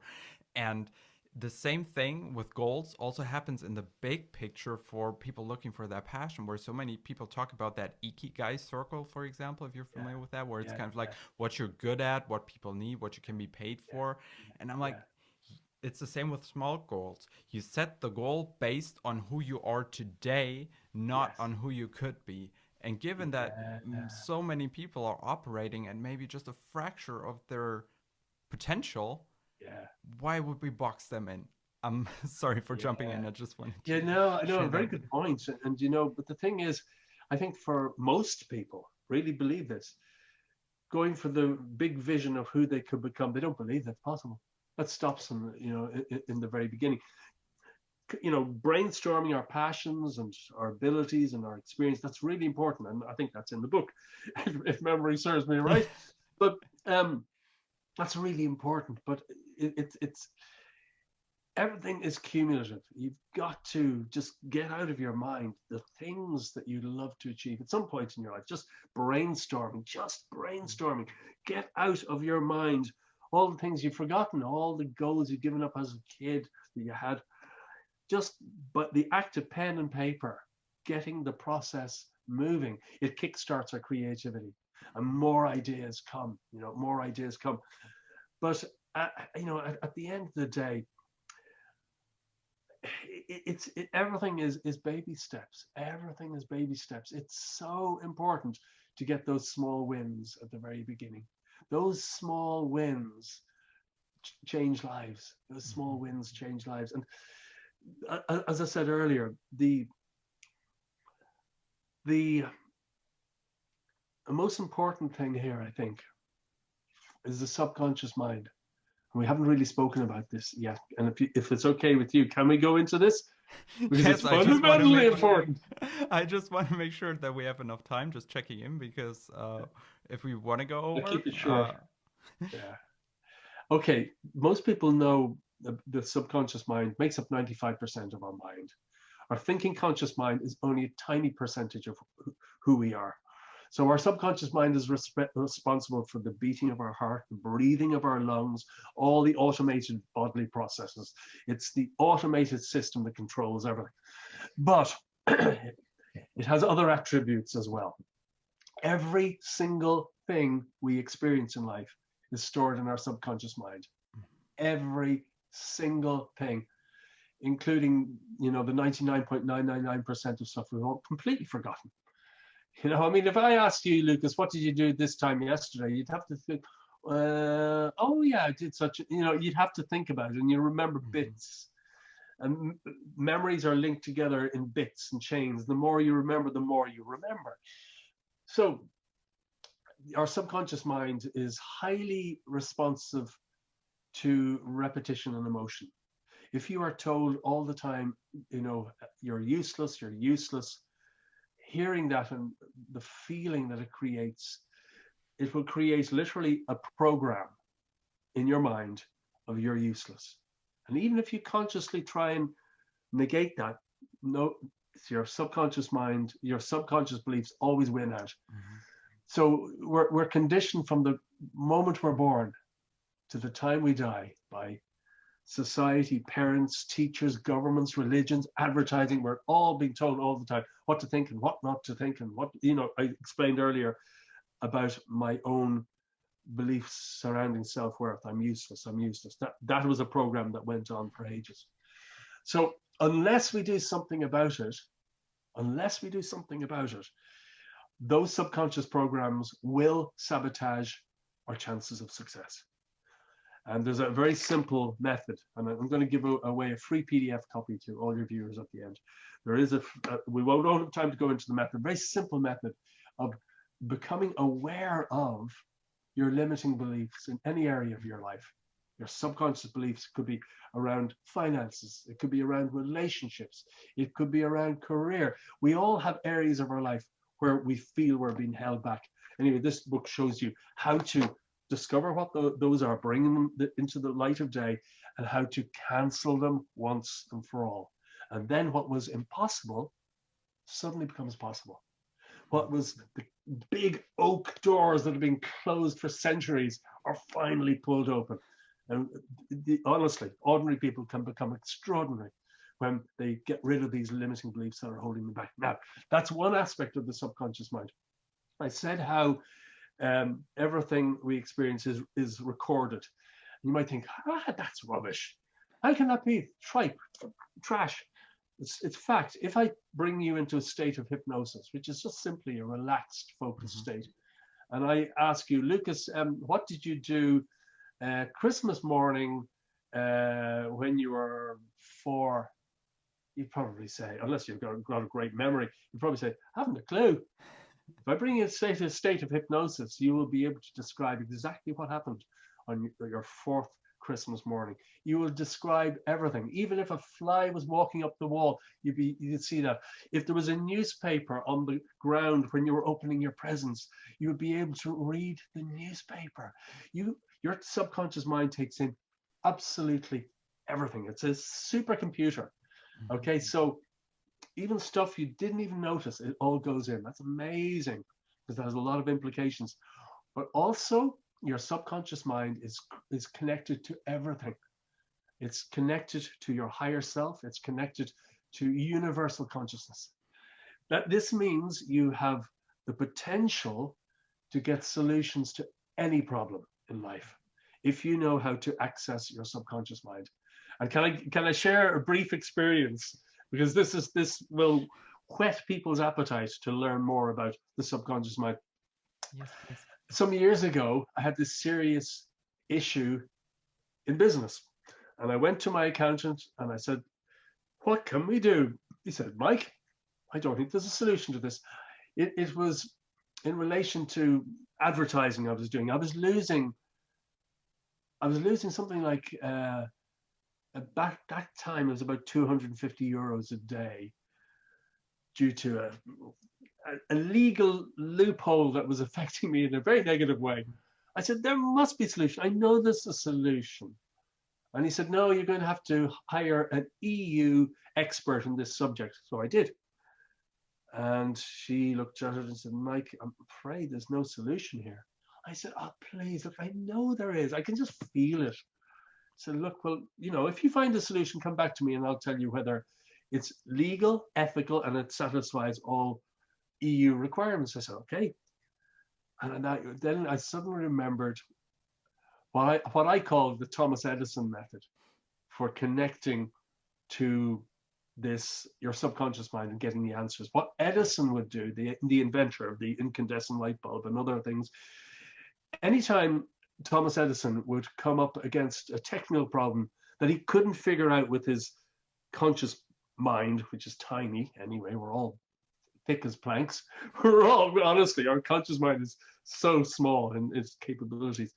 What he would do is he would present the problem to his mind, he would think about it, and he would ask his subconscious mind to give him the solution. And he would fall asleep for 30 minutes, 1 hour. He would call, a cat nap. And while asleep, his subconscious mind would work on the solution. And on awakening, he would often have the solution literally downloaded into his mind. And this works, and I've tested it. So with this problem, business problem, I don't know, about 7 years ago, I thought, to hell with this. The experts don't know. I know, I can feel it. I'll get a solution. So I thought about the problem. I went to bed early. It was about 10, yeah, it was 10 p.m., just after 10 p.m. on a weeknight. And I thought about the problem.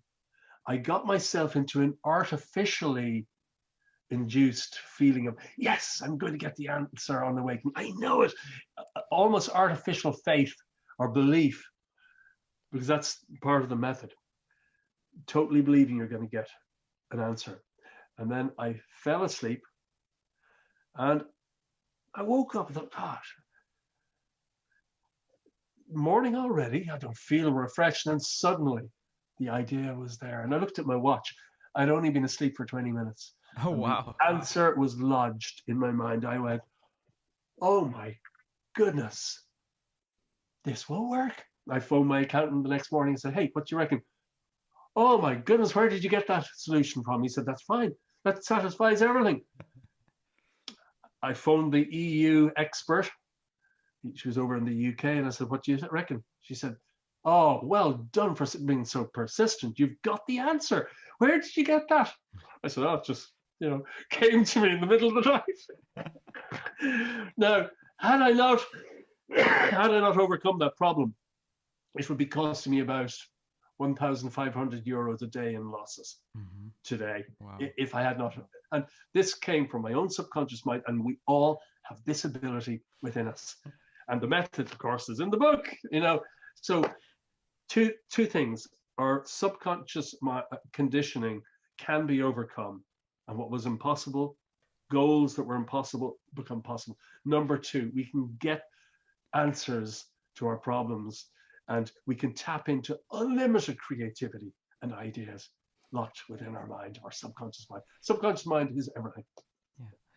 I wanted to ask one more question about that, if you don't mind, because Sure. I was just attending the event. Want to keep it private there, but just with so many people where you get in touch with them and you also hear just what's showing up for them, and for just so many people being in similar industries to us. Yeah. I realized they were all struggling with those limiting beliefs, with that struggle of beating oneself up, with that ambition, but being kind of dwarfed by the ambition, or feeling dwarfed by the ambition. And you mentioned it, that's in the book, but could you just give us for this episode maybe an example for taking one limiting beliefs and a couple of practical steps that people could take to switch that around? Because honestly, even people who perform at a very high level, most of them don't know this exercise for discovering limiting beliefs and canceling them. Mhm. And if we are being held back by limiting beliefs, it will go on forever until we gradually erase those limiting beliefs or erase them quickly. So yeah, there's an exercise in the book as well. It's how, let's give as an example. It's also the example in the book, wealth. Okay, if we always find at the end of the month there's very little money left over to save or invest or go on holidays, vacations.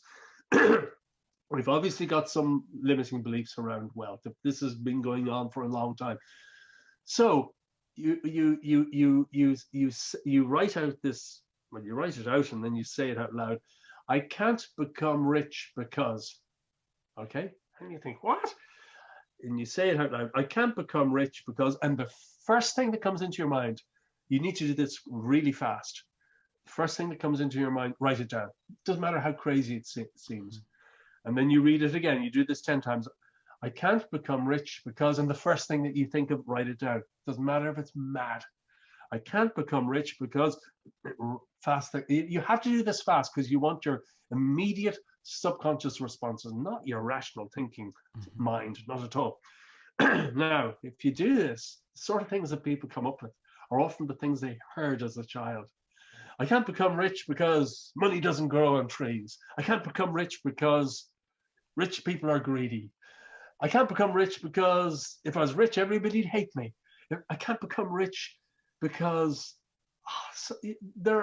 it's usually the same old things, It's usually what we hear parents saying if they have a bad attitude towards money. And anyway, so you've got your 10 limiting beliefs surrounding wealth. Whether you believe they are or not, doesn't matter. Just go with the flow of this exercise. It's magic. So you've got your 10 limiting beliefs, and then you read each one of them, and you do this part slowly, and you try and gauge the amount of emotion that's attached to each sentence. So some of them, like rich people are greedy, you might find out of 10, it's only sort of ranks 3 emotionally. No, I don't really, that not really applies. No, it's okay. So you get the 3 with the most emotional charge, those with 7 out of 10 in terms out of and more of emotional charge. So those are the most potent limiting beliefs you have surrounding money that must be cancelled. So the next part of the exercise is you do slowly. You want to come up with rational reasons why they're incorrect. Like rich people are greedy. So you think rich people are generous. Okay. Maybe rich people are generous and so am I. That would be a very positive, empowering statement that would cancel that, possibly. But you come up with as many reasons for each of your top limiting beliefs, the top 3 limiting beliefs. So you might have about 30 or 40 on the page. And once again, you rank them in terms of how potent they feel when you, and then you convert them into affirmations. And just the effect of morning and evening reciting these empowering statements to yourself aloud, just do it for a few weeks. They can completely cancel. Like money doesn't grow on trees. I live in a world of abundance, or a universe of abundance, or something like that. If I was rich, everyone would hate me. No, if I was rich, I'd be so generous that I can make a difference in society, something like that. And it absolutely works. I didn't invent this. I have no idea who invented it. The person who gave it to me had no idea. Yeah. But it's one of those things that's been out there for a long time, and it absolutely works, So it's possible to erase limiting beliefs in any area of our lives where we're being held back and cancel them completely. And then what was impossible in that area of life becomes possible. Mike, I just want to double check. Is it okay if we go a couple minutes over? Yeah, absolutely. Go for it. Awesome, because there are just a couple of questions that I would love to get into this episode. And one of those was out of what you have been sharing about your goal achievement system, what I found an interesting observation was that whether it's about looking to achieve or looking for your goals in the first place, or becoming better in terms of mindset and programming your subconscious mind. What I found so interesting that I found in your work was that you start at the point of, okay, what's not working right now? And Yeah. basically flipping it around, Right. where your Yes. first step to set a goal was Yeah. not to just think up stuff, but to look at, okay, what are you actually yearning for in life? What is it that Yeah. you're struggling with? And what would basically the ambition for that look like? Yeah. Same with limiting beliefs, what you shared about, okay, not necessarily what are the beliefs that you're going to cram into your head, but what is Mm. it that's standing in your way right now? And that was just something like a tactical observation that I made Mm. that I thought might be helpful to point out, and just wonder if Oh, that was something that you thought Lucas, about that's a some teaching. great question. I'm so glad you brought this up because I forgot to mention this, and it's fundamentally important. So many times I ask everyone, what do you want to achieve in life? If you could wave a magic wand, what would you love to do? You know what? What's so sad? Most people look at me with a blank expression. Uh, not sure. Oh, that's so sad. People just don't know what they want. If you don't know what you want, if you're not clear about what you want, life drifts. When you're clear about what you want, you have forward momentum and thrust, and things happen, and you create the life you want. If you don't have clear goals, you just end up reacting to changing external circumstances. And your external circumstances are changing all the time. So you'll be at the mercy of what happens rather than carving out a new direction in your life. So, once again, in the book, there's a very useful technique or a very useful suggestion. If you're one of these people who don't know what they want, and as I say, so many people who I ask haven't a clue what they want, just ask yourself, well, what are my dissatisfactions in life? What things are causing me suffering or pain? You might find that you're having relationships that always go wrong, always in the same sort of way. So you just turn that into its opposite to create a wonderful goal that you feel very strongly about. That by this time, 6 months from now, I'll be in a wonderfully happy, fulfilling relationship. You flip it on its head.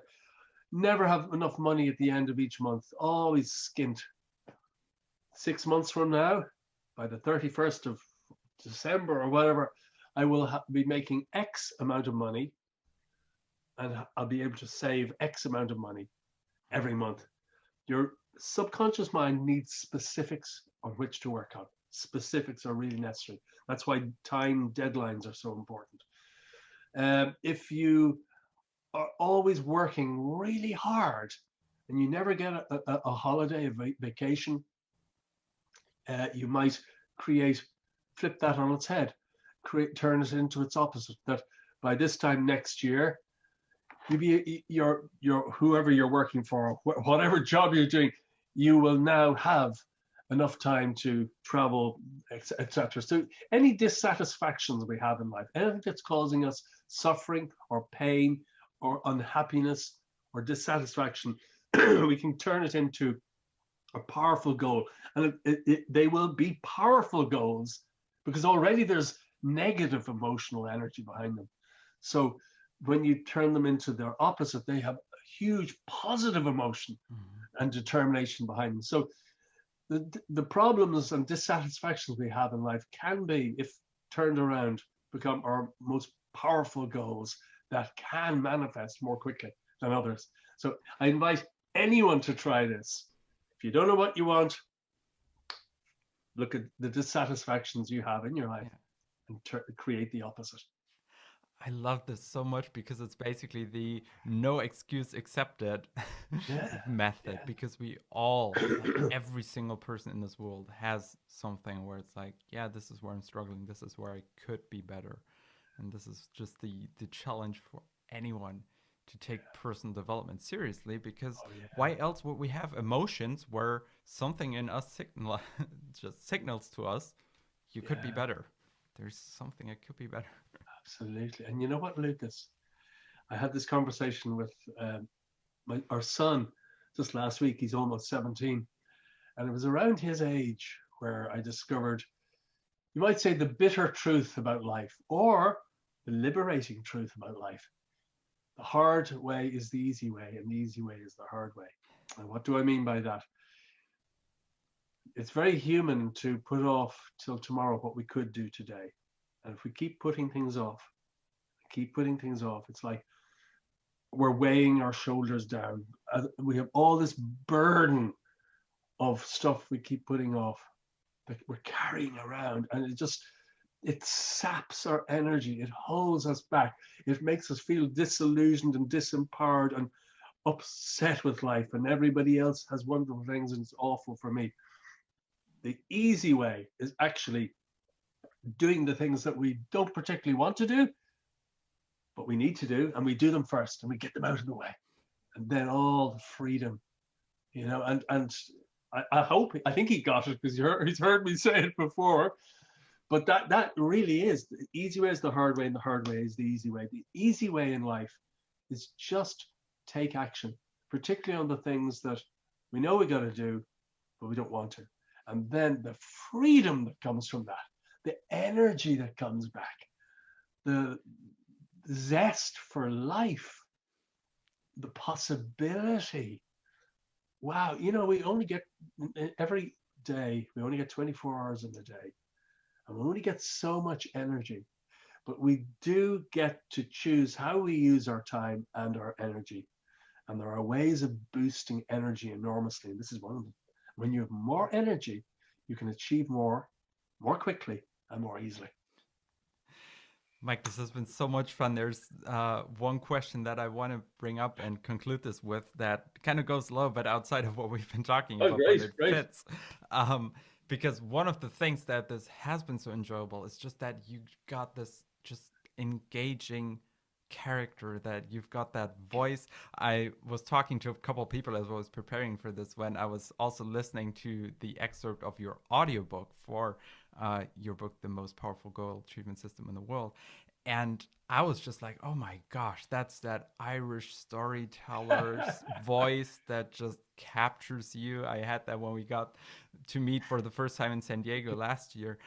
And I know that you've also been to World's Greatest Speaker Training, which was an online, not an online, live event with Brendan Burchard, Bo Eason, Roger Love. So people Spoke who are on the just stage.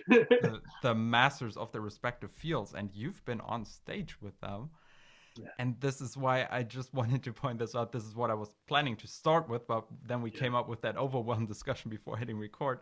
And so I put this at the end to just ask you, because I know that getting to that stage means you have to do a lot of work on your speaking, and there's a lot of conscious, intentional effort that gets into that. And I feel like, I'm sure people who've been listening and watching are feeling that engagement in your voice. They're feeling that depth in your voice, those different levels that Roger Love, for example, is always talking about. And I just wanted to ask you about that, how much work you're putting into that, and if you got 2-3 practices that you could give to people to just bring more expression and vibrancy into their voice, like you're Great question. Well, there's a couple of things there. You should see my first videos. Hi, my name is Mike Pettigrew. Oh, everybody starts like that. I can adapt. Honestly, you go to my YouTube channel. I cringe, but look, let people see the development. I haven't taken them down. I'm not worried about what people think about me. It doesn't bother me at all, as long as I get the job done and I make a difference. That's all that matters. So, World's Greatest Speaker Training. It was a wonderful event. Actually, that week was one of the best weeks of my life. I was at my first mastermind meeting with Brendan, and I got to speak on stage, and I had never been on stage before, never. And I just said that, at the end. Brendan said, well, how was that? And I said, well, actually, I felt really comfortable. I said, this is my first time on stage ever. And he said, what? He said, and Roger Love was going, what? Bo Eason said, oh my God. He said, you can do anything. You can do absolutely anything the hell you want, were his words. I said, wow. Brendan, I said, I just make videos. And he said, well, it translates to being up here on stage. So, I mean, I think public speaking is the greatest fear that people have. But everything is baby steps. Everything starts small. Everything, starts in. And I got this from Brendan. He said his first videos were terrible. You just do it. You can always hit erase afterwards. You pretend your best friend is behind the video camera and you talk to your best friend. And it's terrible at first. After a while, you're not self-conscious anymore. After a while, you're not choosing your words or planning it all out. No, you just have a basic framework you're going to deliver and you just do it. And Brendan doesn't do any editing. I hardly do any editing. A little bit here and there. I've bad tendency of saying things like and like those. I sometimes didn't notice that at all today. Too many. But this is the thing. You just get started. You just do it. And I think as regards having energy and zest and life force, it comes down to being really clear on what your life is about, really clear on your mission. And once again, there's an exercise that will show you how to find your mission. It does come down to your passions and your life experience and all those sort of things. For me, I'm really clear on my mission for many, many, many years. My mission is to inspire, motivate, and empower people to achieve their life's biggest dreams. And, once you're clear on your mission and you start living your life with mission, you have more energy. You have more energy. You know what? And I was just explaining this to a friend just yesterday because we were talking about creative expression. For me, a bit of me dies when I'm not expressing myself creatively. If I'm not sharing and if I'm not giving in the way I know I should be, because I know it's my mission, part of me starts to get stale. And every so often, because I have businesses, I'm very busy, so busy. And there are times where I won't get an opportunity to create a new personal development or goal achievement video for a few weeks, like right now, actually. And I find when I get back up in front of the camera and I really give, it lights me up. I feel better inside.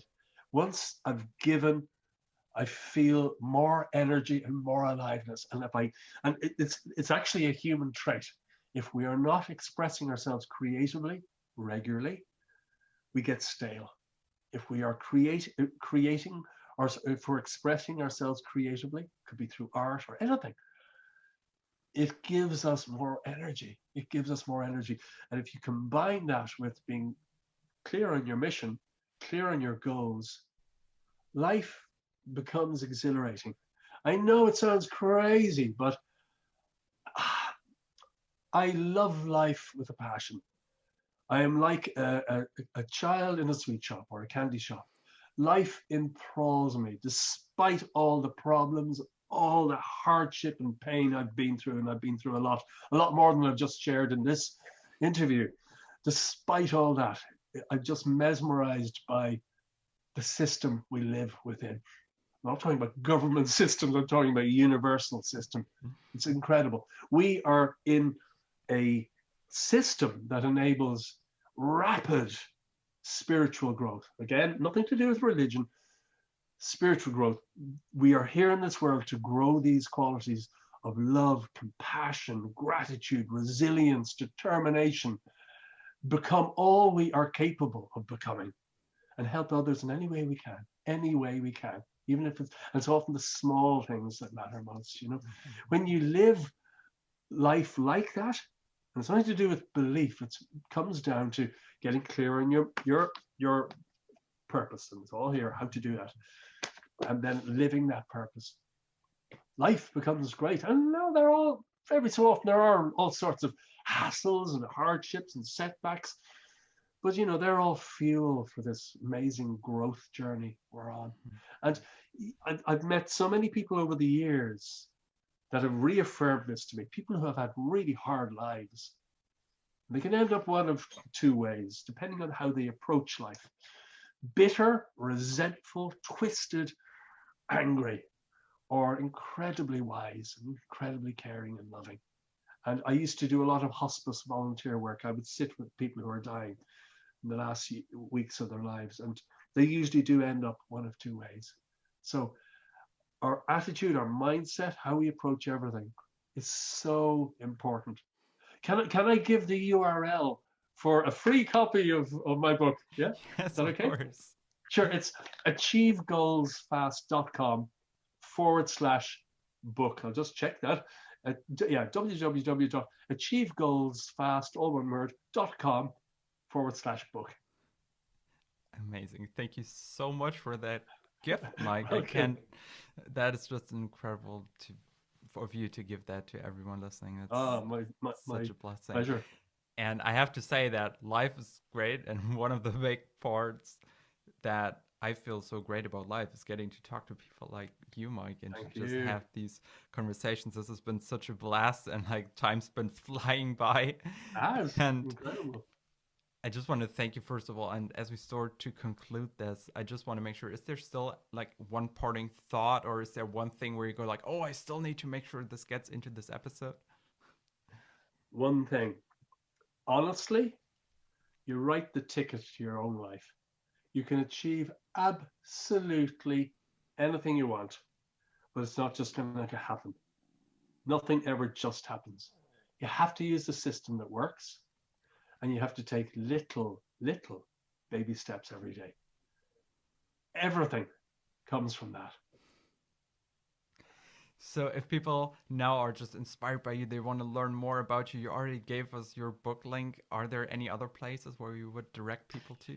Yeah, I have a YouTube channel. It's, probably people can't even spell my last name, but I know it's going to be in the link there. It's mikepettigrew.com, but I have an automatic divert.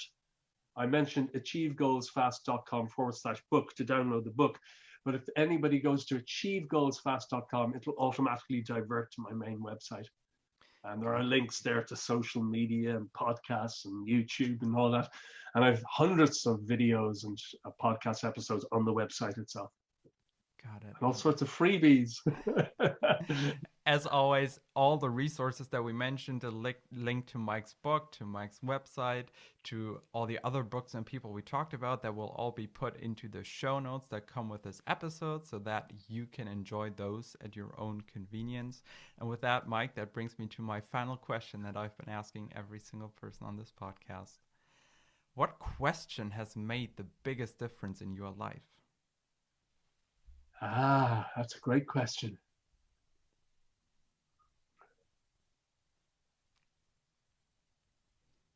And it's a question I ask most people actually. What would you do if you could do anything you wanted? And all the resources and skills and financial ability and time and energy, what would you do if you could do anything? Wow. And I think that's the avenue to open lots of doors. I'm Dare sure to there's dream. yeah. I'm sure there's going to be a part two to this conversation, Mike. Thank you so much. It's been an absolute blast. My pleasure. Absolutely. Thanks so much, Lucas. And there you have it, my friend. Congratulations for completing the next step on your master's journey. We hope you enjoyed this episode and got a lot from it to improve your life and work. If you did, please consider taking just one action to help us spread the value. Who do you know who could really benefit from this content right now? Share the episode with them and show them you care about them. Share the episode with your friends and followers on social media, or leave us a review for the podcast on Apple Podcasts. Any one of these actions takes less than 60 seconds, but it could change everything for another person. And it would be an incredible way to help me personally. You can find show notes with timestamps, links, quotes, and other details we talked about in this episode at lucaskramer.net/17.